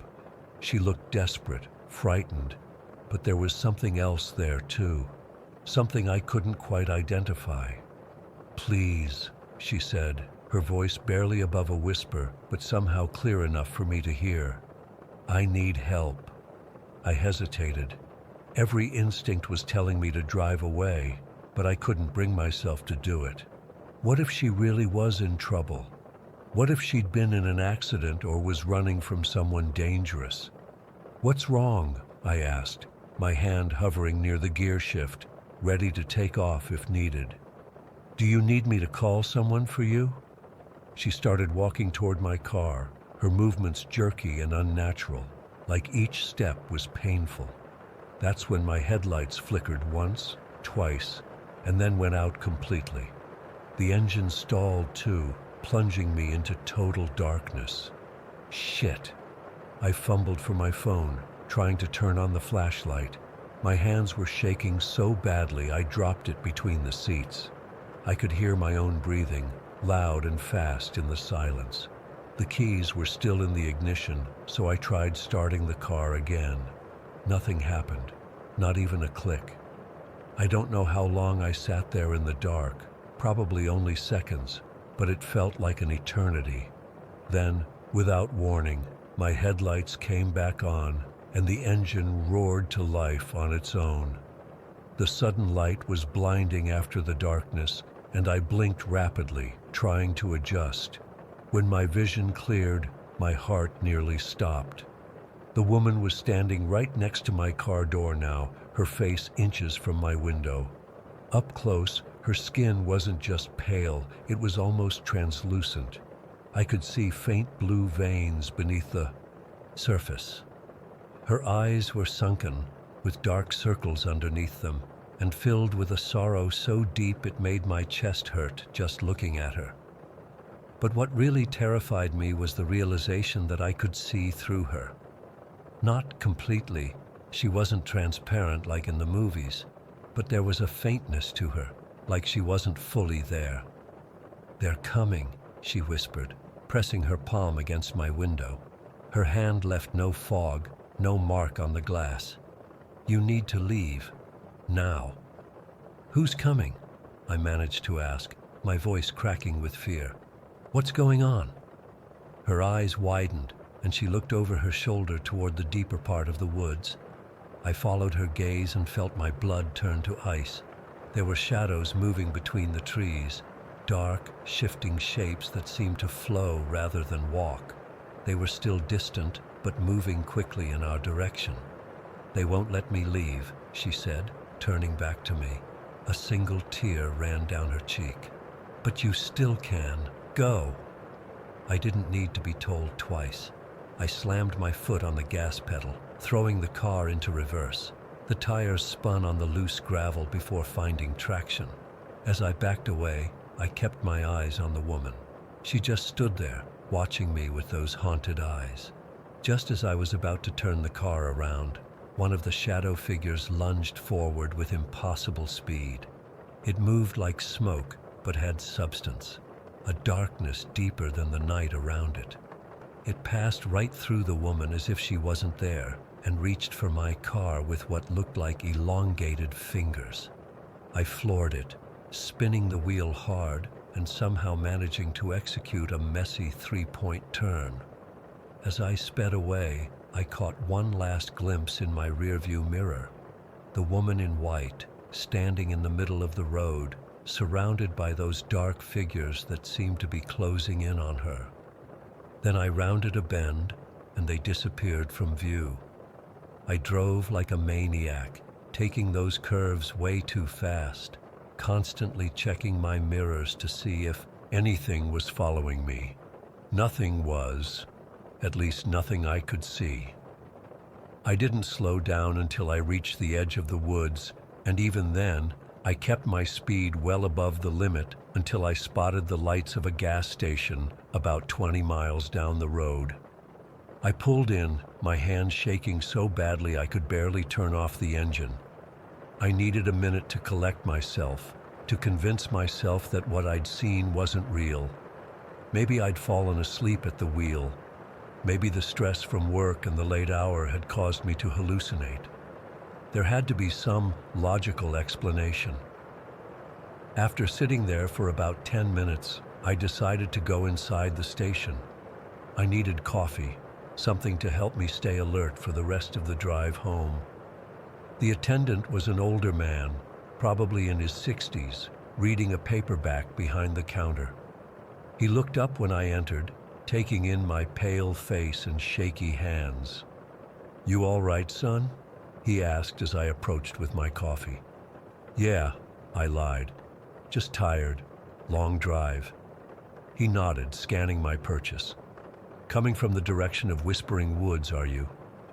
I froze. "How did you know that?" He gave me a knowing look. "You're not the first person to come in here looking like they've seen a ghost after driving through those woods." My heart started pounding again. "What do you mean?" The attendant leaned forward, lowering his voice even though we were the only ones in the store. "There's stories about those woods, been around for decades. Most folks around here avoid driving through them at night." "Stories about what?"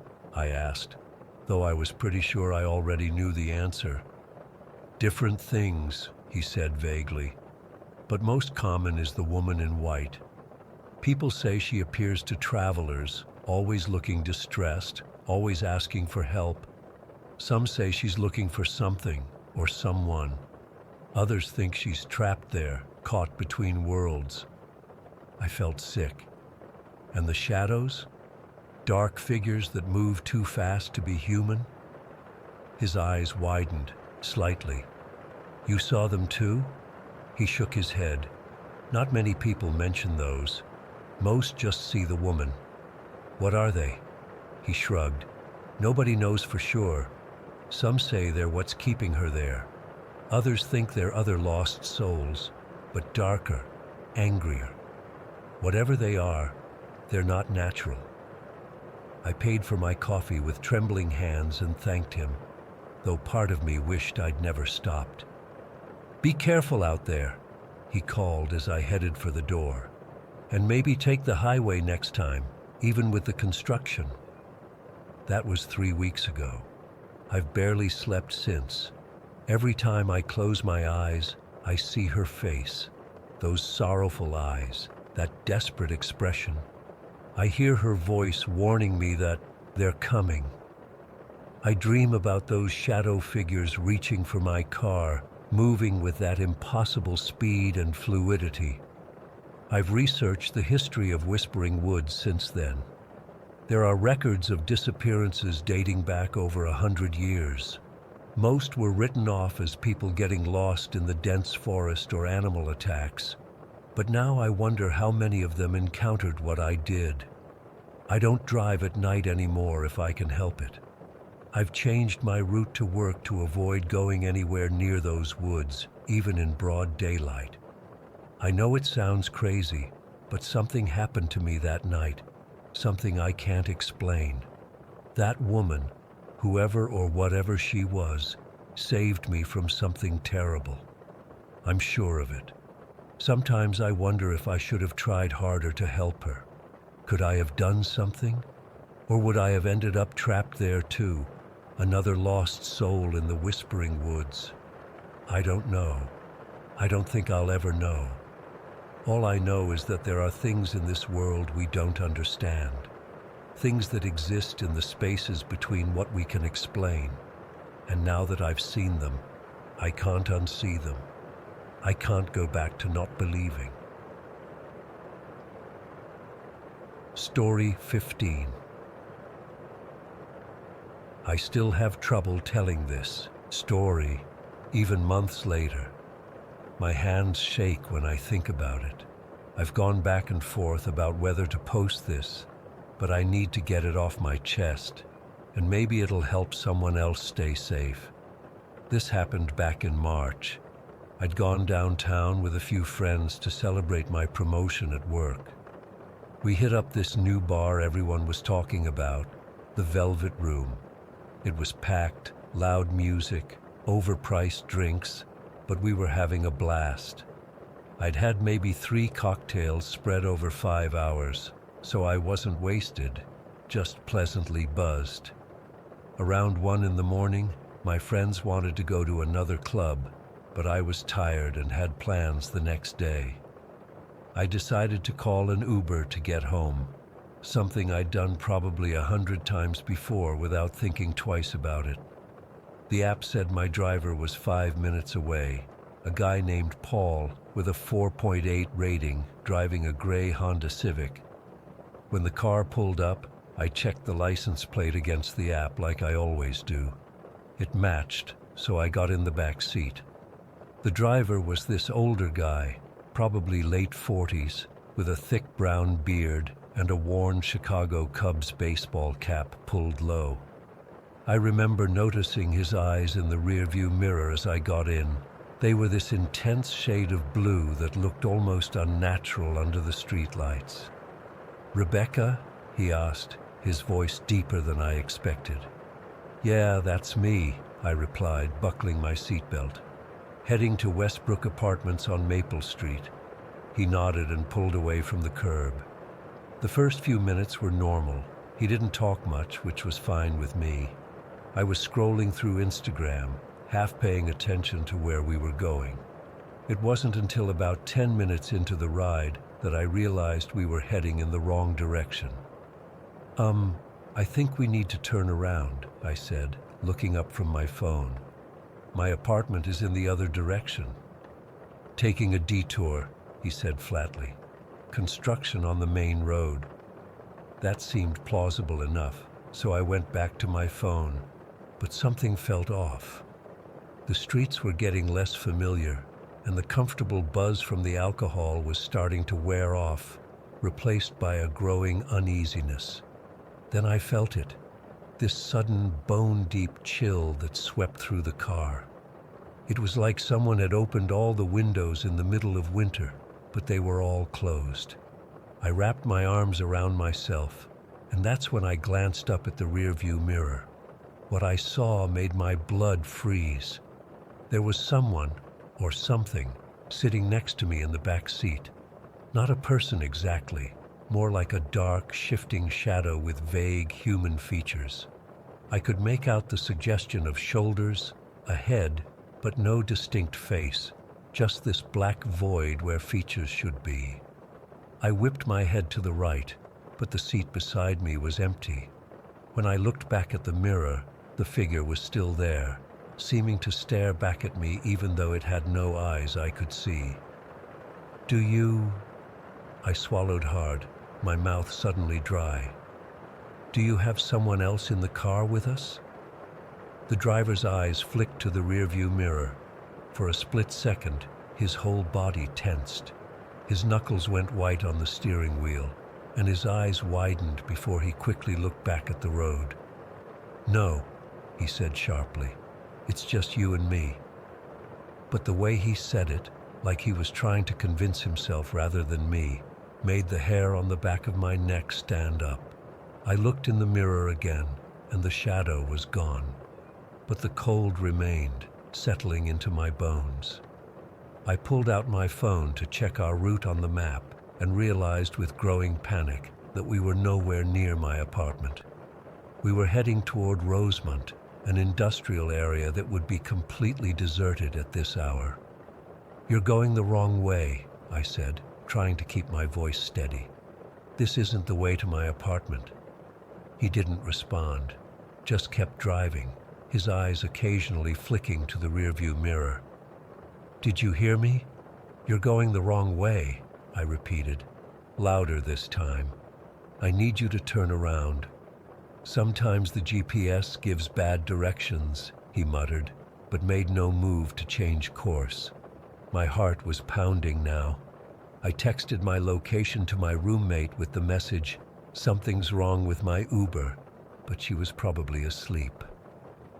I checked the time, 1:30 in the morning. The streets outside were empty, dark warehouses and closed businesses flashing by. The driver took a sudden turn into what looked like an abandoned parking lot behind a shuttered department store. The pavement was cracked, with weeds growing through, and the only light came from a single flickering lamppost several yards away. When he put the car in park, I knew I was in serious trouble. "Why are we stopping?" I demanded, my hand already on the door handle. "This isn't my destination." He turned around slowly to face me. In that moment, I swear his eyes looked different, colder, emptier somehow. "I think you should stay for a while," he said, his voice low and menacing. "We have things to discuss." "No, we don't," I said, trying to open the door, but it wouldn't budge. Child locks. Fuck, I'd never checked for child locks before. "Let me out," I said, unable to keep the fear from my voice now. "Let me out right now, or I'm calling the police." "Your phone won't work out here," he said, a small smile playing at the corner of his mouth. "No one to hear you either." He was getting out of the car now, probably to open my door from the outside. In those few seconds, I frantically tried the other door, which was also locked, then lunged across the seat to try the front passenger door. It opened.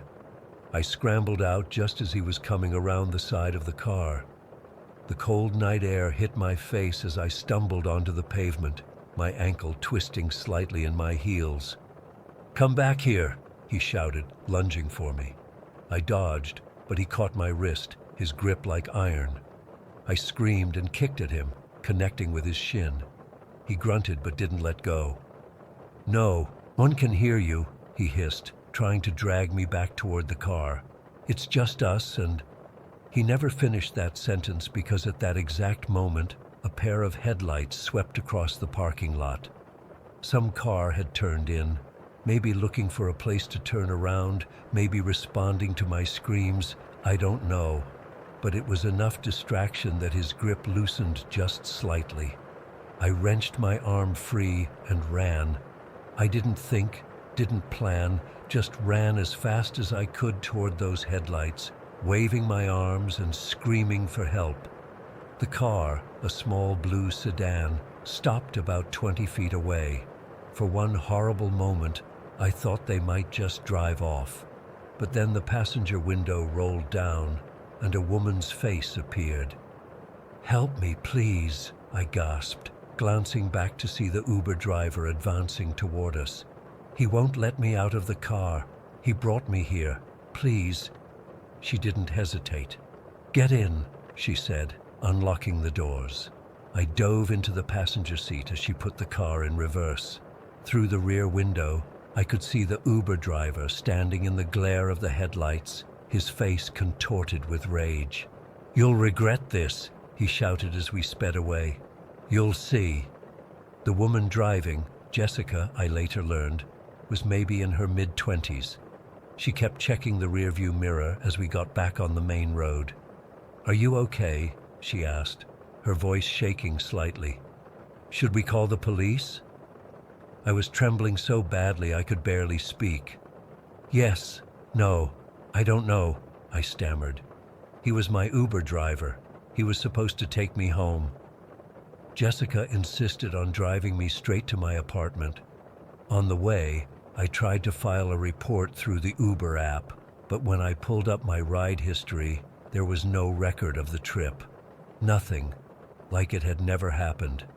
"That's impossible," I said, showing Jessica my phone. "I called the Uber, I got in the car, the license plate matched." "Maybe it glitched," Jessica suggested, but we both knew that wasn't it. When we got to my apartment, Jessica waited until I was safely inside before leaving. I locked the door, then checked it twice, then wedged a chair under the handle for good measure. I spent the rest of that night with all the lights on, jumping at every sound. The next day I filed a police report, but without the trip history from the app, there wasn't much they could do.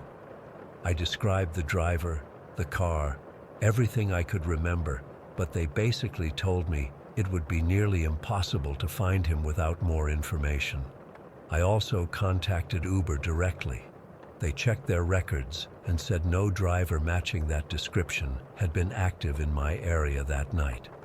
The only explanation they offered was that I might have gotten into a car that wasn't actually an Uber, but I know I checked the license plate. It matched what was in the app. It's been months now, and I still haven't gotten any answers. I deleted all the rideshare apps from my phone. I bought pepper spray and a personal alarm. I don't go out alone after dark anymore. But what haunts me most isn't just what the driver did or tried to do. It's that figure I saw in the mirror, that shadow person sitting next to me that wasn't really there. I've tried to rationalize it. Maybe it was a trick of the light, or my mind playing tricks on me after a few drinks. But deep down, I know what I saw. Sometimes I wonder if the driver saw it too. The way his eyes widened when he looked in that mirror. It was pure fear, like he recognized whatever was sitting next to me. And sometimes, in my darkest moments, I wonder if that shadow figure was trying to warn me. Because if I hadn't seen it and gotten spooked, would I have noticed we were going the wrong way? Would I have been alert enough to escape when I did? I don't have answers. All I know is that every time I look in my rearview mirror now, I'm afraid of what I might see. And every time I pass a gray Honda Civic, my heart stops for a second. Be careful out there. Check your rideshare details, trust your instincts, and maybe don't look too closely in the mirror. Story 16. I still get goosebumps thinking about what happened to me last October. I've tried telling a few people, but they either think I'm making it up or that I hallucinated the whole thing. I know what I experienced was real, though. I can still feel that woman's eyes on me sometimes, especially when I'm driving alone at night. It was the second week of October, and I was driving back from visiting my cousin in Cleveland. I decided to take the scenic route through rural Ohio instead of the interstate. Big mistake. What started as light drizzle quickly turned into one of the worst storms I've ever driven through. The rain was coming down in sheets, and my windshield wipers could barely keep up. My gas light had been on for about 20 miles, and my stomach was growling. I hadn't eaten since breakfast, and it was already past 8 in the evening. My phone was at 12% battery with barely any signal.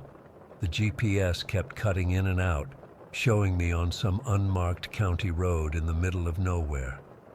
I started to panic a little. The last town I'd passed through was at least 30 miles back, and I had no idea how far the next one was.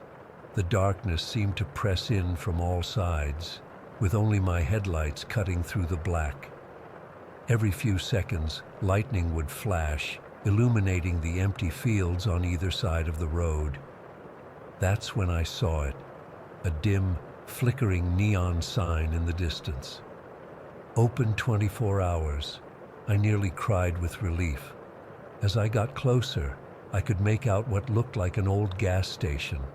Not one of those modern places with a convenience store attached, but a genuine relic from decades past. I pulled off the highway onto a cracked concrete driveway. The place looked ancient, peeling paint on the building, rusted gas pumps that had to be from the 70s, and a single flickering light above the entrance.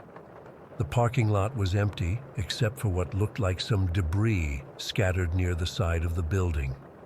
Despite every instinct telling me to keep driving, my empty gas tank made the decision for me. The bell above the door jangled as I pushed it open, sending a chill down my spine. The inside was lit with harsh fluorescent lights that buzzed and flickered, casting everything in a sickly yellow glow. The shelves were sparsely stocked with faded packages of chips and candy that looked like they'd been sitting there for years.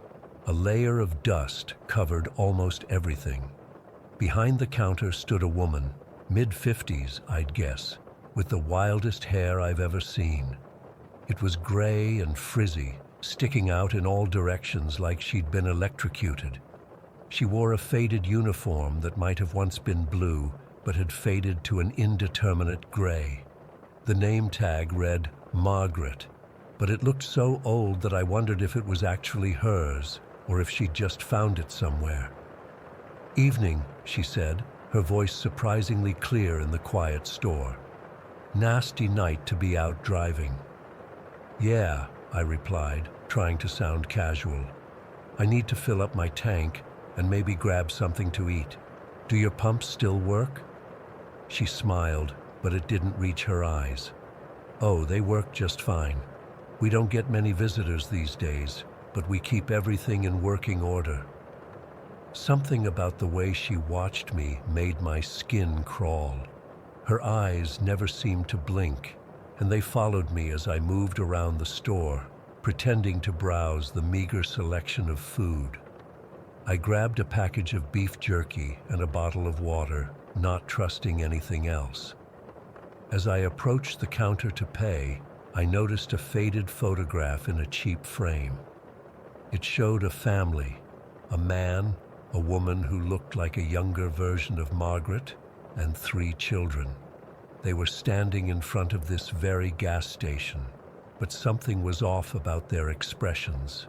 They weren't smiling exactly, more like staring vacantly at the camera. Their eyes looked hollow.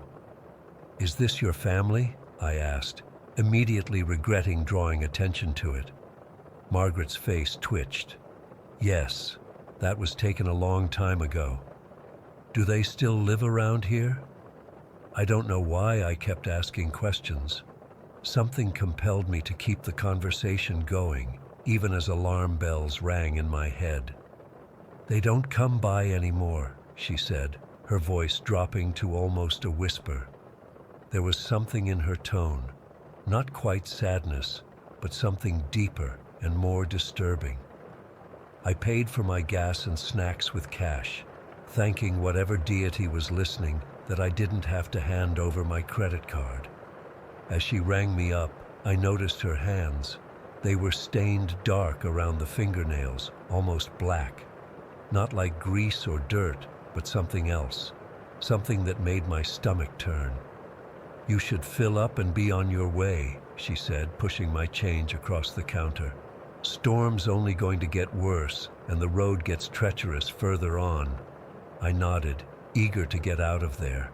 As I headed toward the door, she called after me. "People who stop here, they always have a reason, even if they don't know it yet." I practically ran to my car, the rain soaking me in seconds. As I was setting up the pump, I noticed something odd in the parking lot. What I had thought was debris earlier was actually a collection of shoes. Different sizes, different styles, just scattered across the asphalt as if their owners had simply vanished while wearing them. Some looked relatively new, others were weathered and falling apart. My hands shook as I filled my tank, unable to tear my eyes away from those abandoned shoes. Once the tank was full, curiosity got the better of me. Instead of immediately leaving, I went back inside, dripping water onto the linoleum floor. Margaret didn't look surprised to see me again.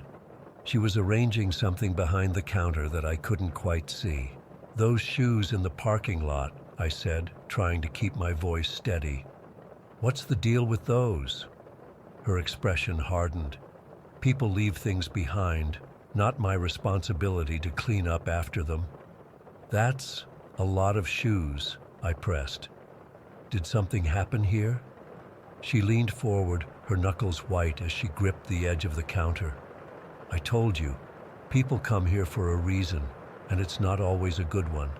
Some folks are running from something, some are looking for something, and some—" She paused, her eyes drilling into mine.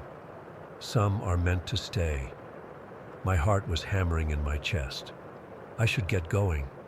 "Yes," she agreed, that unsettling smile returning. "You should." As I turned to leave, I spotted something on a shelf behind her, a collection of personal items. Wallets, watches, a few cell phones. keys, all arranged neatly, like trophies. I pushed through the door and ran to my car through the downpour. The storm had intensified, and a thick fog was rolling in, swirling around the gas pumps and obscuring the road.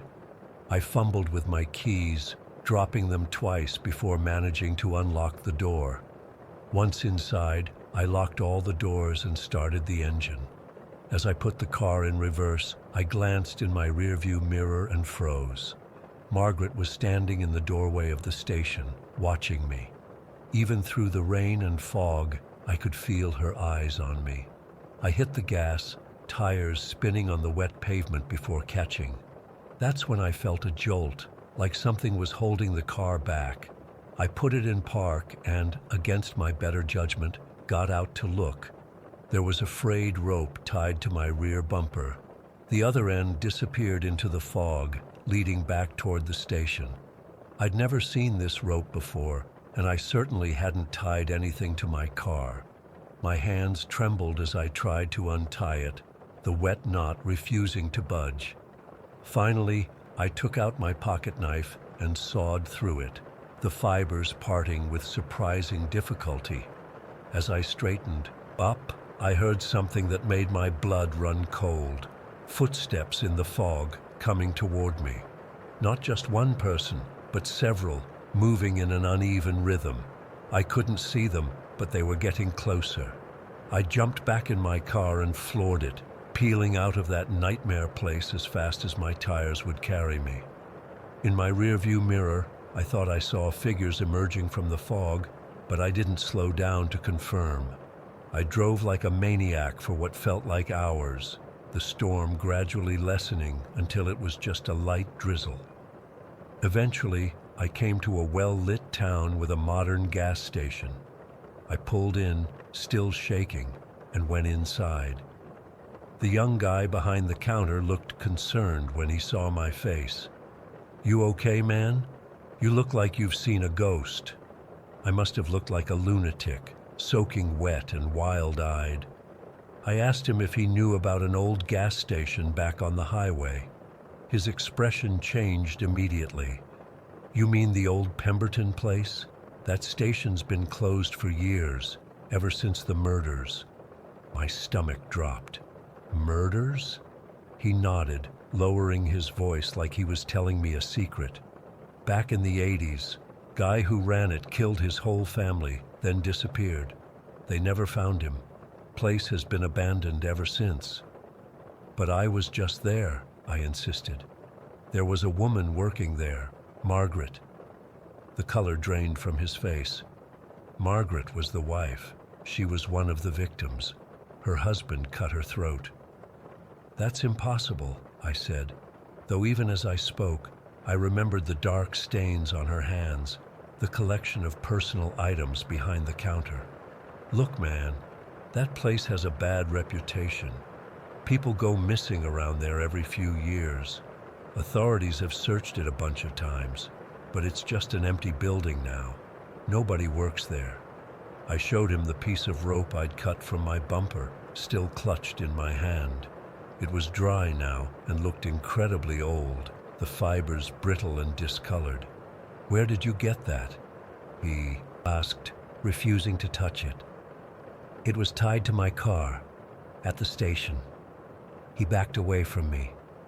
"You need to throw that away and forget you ever stopped there. Some places, they latch onto you if you let them." I left town as soon as I could, driving straight through the night until I reached home. I threw the rope away, took the longest shower of my life, and tried to convince myself it had all been some kind of hallucination brought on by exhaustion and the storm.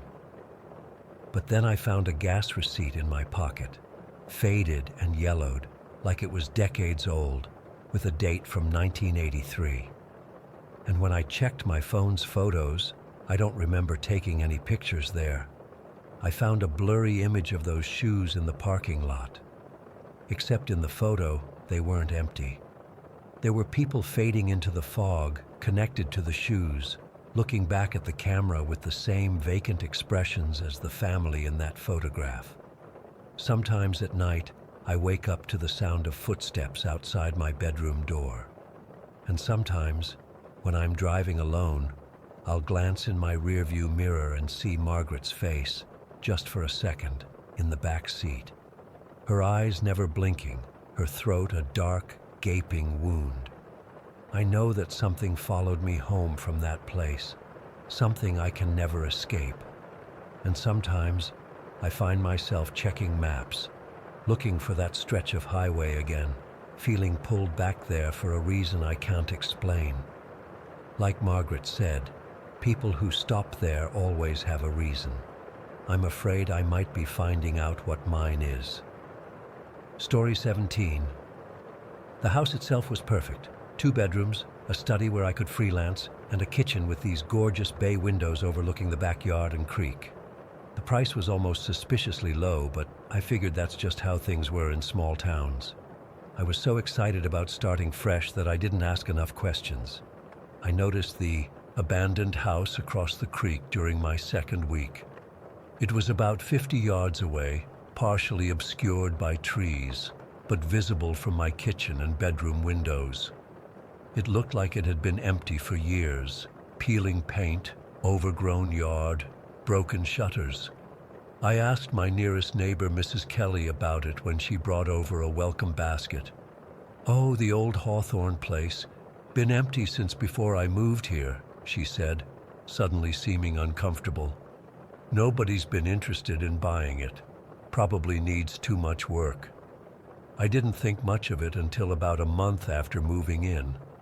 I was washing dishes one evening, looking out at the sunset reflecting on the creek, when I saw movement in one of the upstairs windows of the abandoned house. Just a quick shadow, there and gone. I figured it was probably just an animal that had gotten inside, maybe raccoons or squirrels. But then it happened again, 2 nights later. This time, I was certain it was a person. The silhouette was too deliberate, too human-shaped. I called the local sheriff's office, worried about squatters or teens using the place to party. Deputy Morris drove out and checked the property but found no signs of entry. "Windows are all boarded up from the inside," he told me. "Doors are locked tight. Nobody's been in there for years from the looks of it."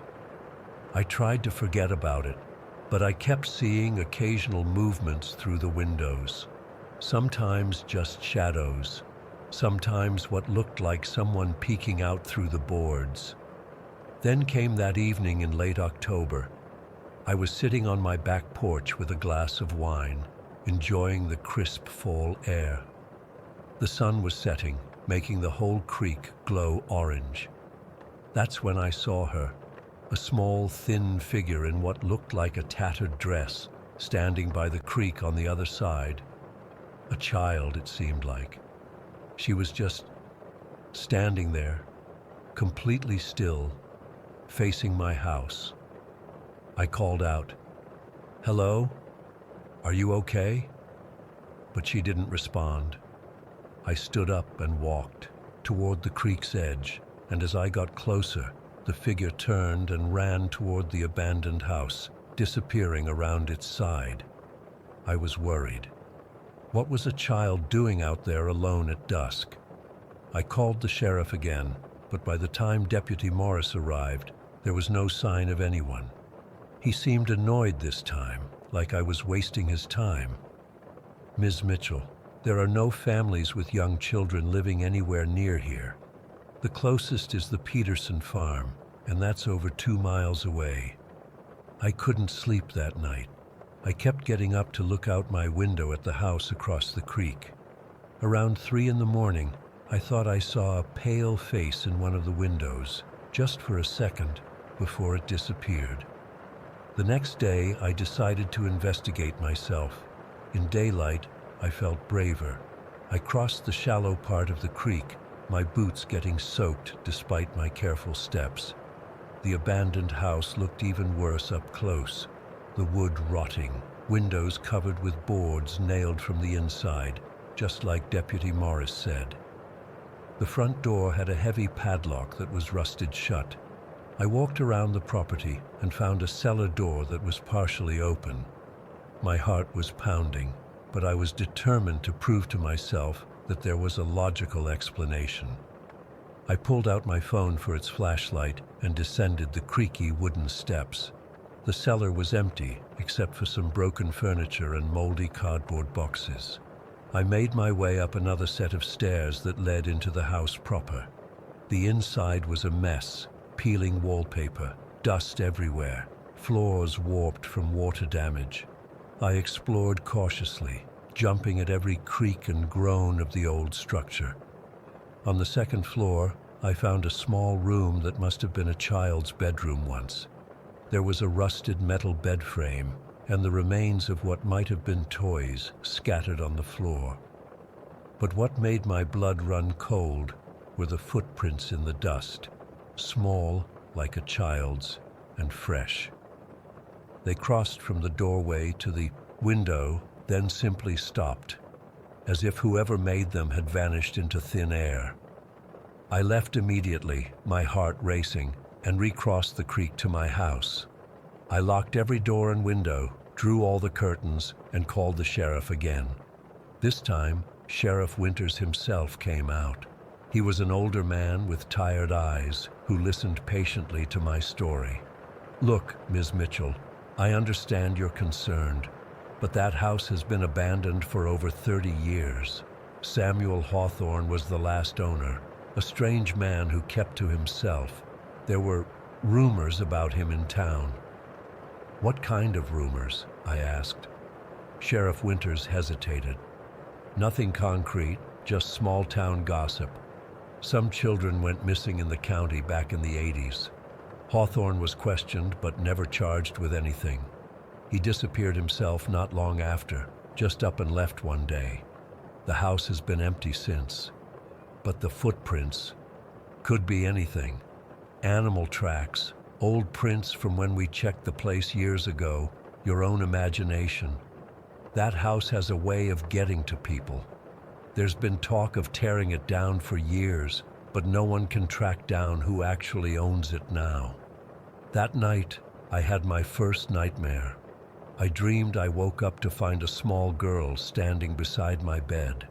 She was wearing a dirty white dress, her hair matted and tangled. When she turned to look at me, her eyes were hollow and black, like empty sockets. I woke up screaming, convinced there was someone in my room. After that, strange things started happening almost daily.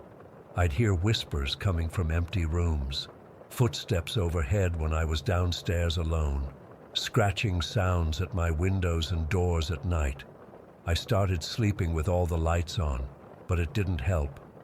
One night, about a week after I'd explored the abandoned house, I heard children laughing outside. It was almost midnight, and the sound was coming from the direction of the creek. I grabbed a flashlight and looked out my kitchen window. What I saw makes my skin crawl even now. There were children, not just one but 5 or 6 of them, standing in a line along the creek bank on the other side. They were all wearing old-fashioned clothes, all dirty and torn.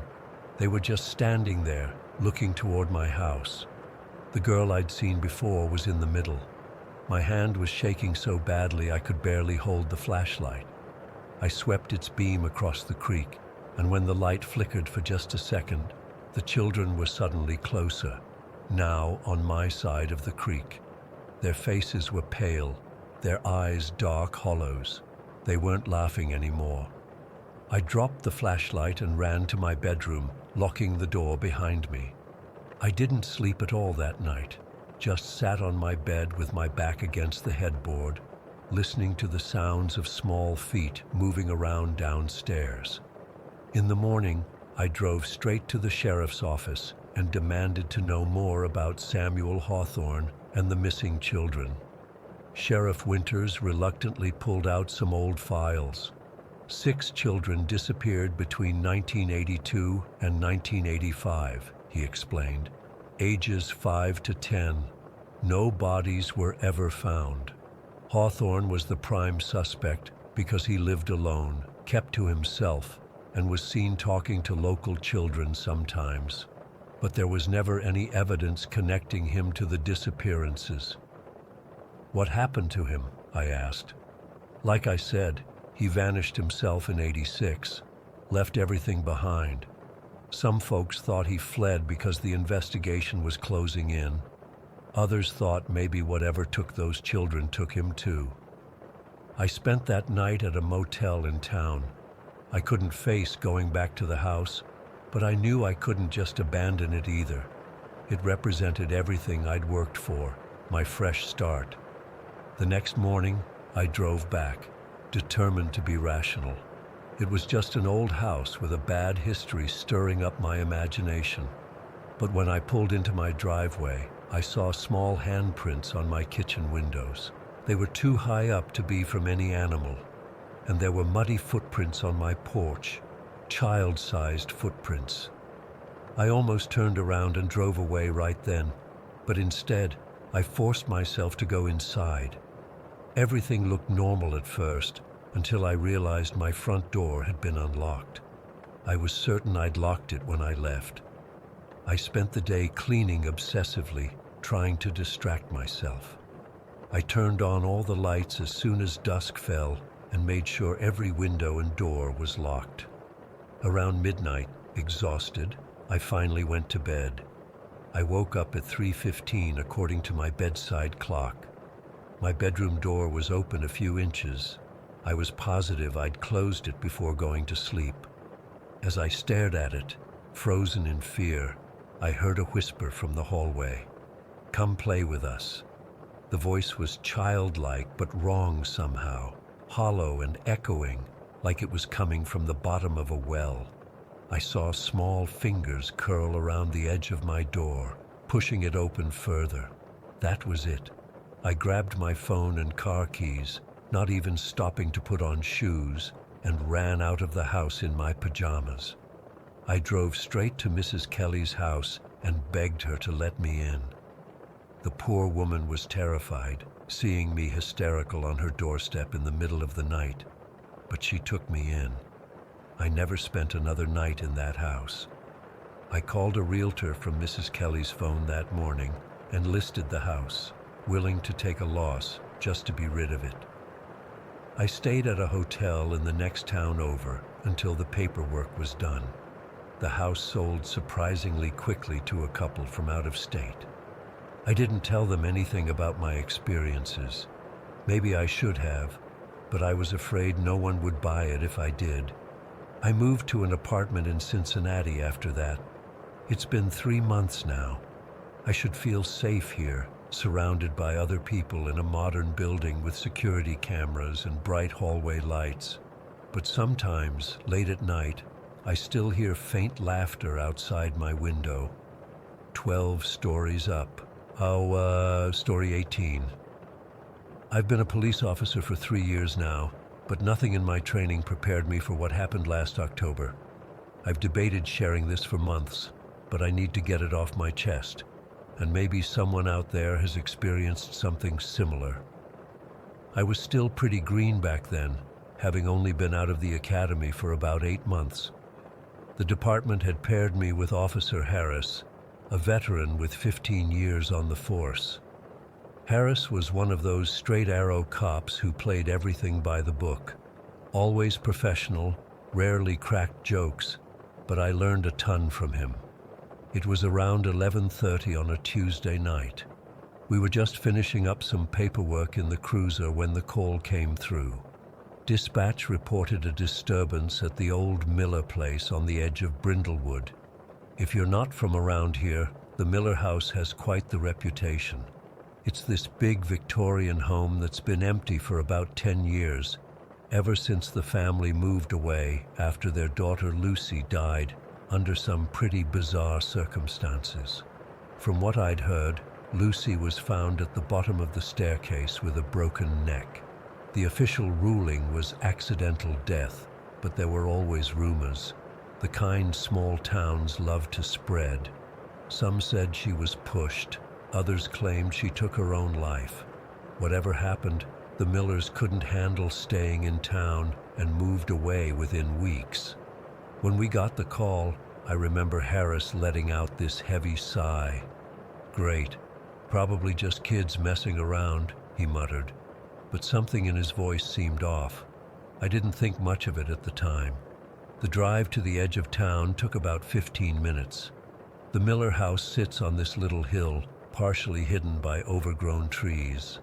Even from the road, you could tell it was falling apart, peeling paint, missing shingles, boarded up windows. The place had this heaviness to it, like it was pressing down on the land around it. As we pulled up, I didn't see any obvious signs of a break-in. No cars parked nearby, no flashlights moving inside, nothing that screamed teenagers partying. But dispatch had received reports of lights and noises coming from inside, so we had to check it out. Harris grabbed his flashlight, but hesitated before getting out of the car. "Let's be quick about this," he said. That should have been my first clue something wasn't right. Harris was usually thorough to a fault. The front door was unlocked, which was strange for an abandoned property. The hinges groaned as we pushed it open, revealing a musty interior that smelled like mold and something else I couldn't place, something sickly sweet and rotten. Our flashlights cut through the darkness, revealing a once elegant foyer with a grand staircase. The wallpaper was peeling off in long strips, and there was debris everywhere. Old newspapers, fallen plaster, dead leaves that had blown in through broken windows. "Hello? Police officers," Harris called out. His voice echoed back at us, but there was something else too, something that made the hair on my arms stand up. It sounded like whispers coming from somewhere inside the walls.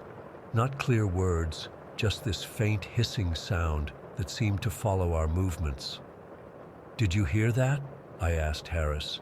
He nodded, his expression tense. "Probably just air in the old pipes or animals in the walls."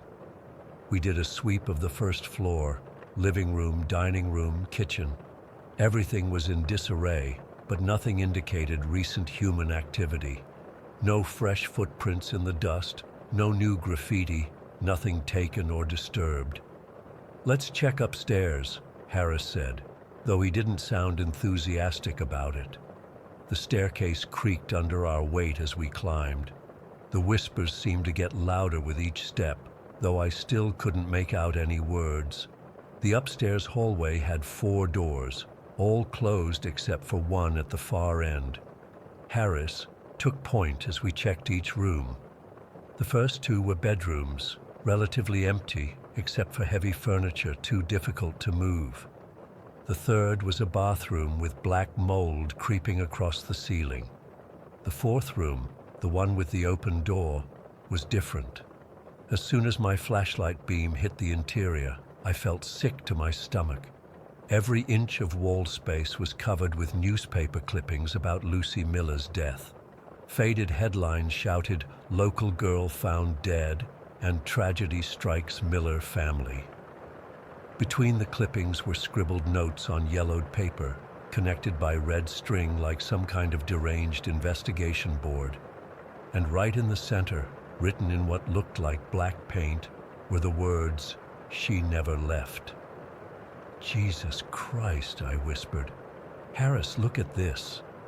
But Harris wasn't listening. He was staring at a small desk in the corner, where a single photograph sat in a silver frame.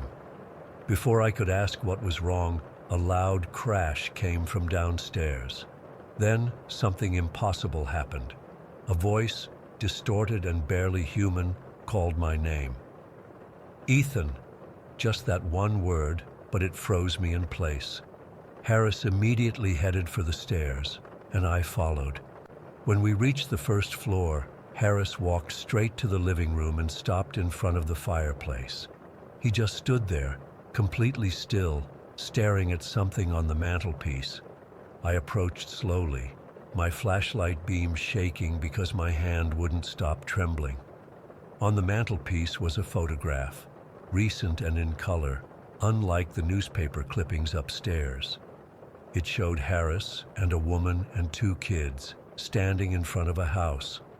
It took me a few seconds to realize they were standing in front of this house, the Miller residence, but it looked well maintained in the photo, with fresh paint and flower beds. That was impossible. Harris had never mentioned any connection to this place, and the house had been abandoned for a decade. "Harris?" I said, reaching out to touch his shoulder. "What's going on?" The moment my hand made contact, I felt something, like an electric current or a wave of pressure, pass through me. It was as if the house itself was pulling at me, trying to drag me deeper inside. Harris turned to face me, but his eyes were wrong. They looked clouded over, unfocused. When he spoke, his voice had this strange, hollow quality to it. "You shouldn't be here, Ethan, but now that you are, you can't leave me." The whispers around us grew louder, and this time I could make out words. "She never left.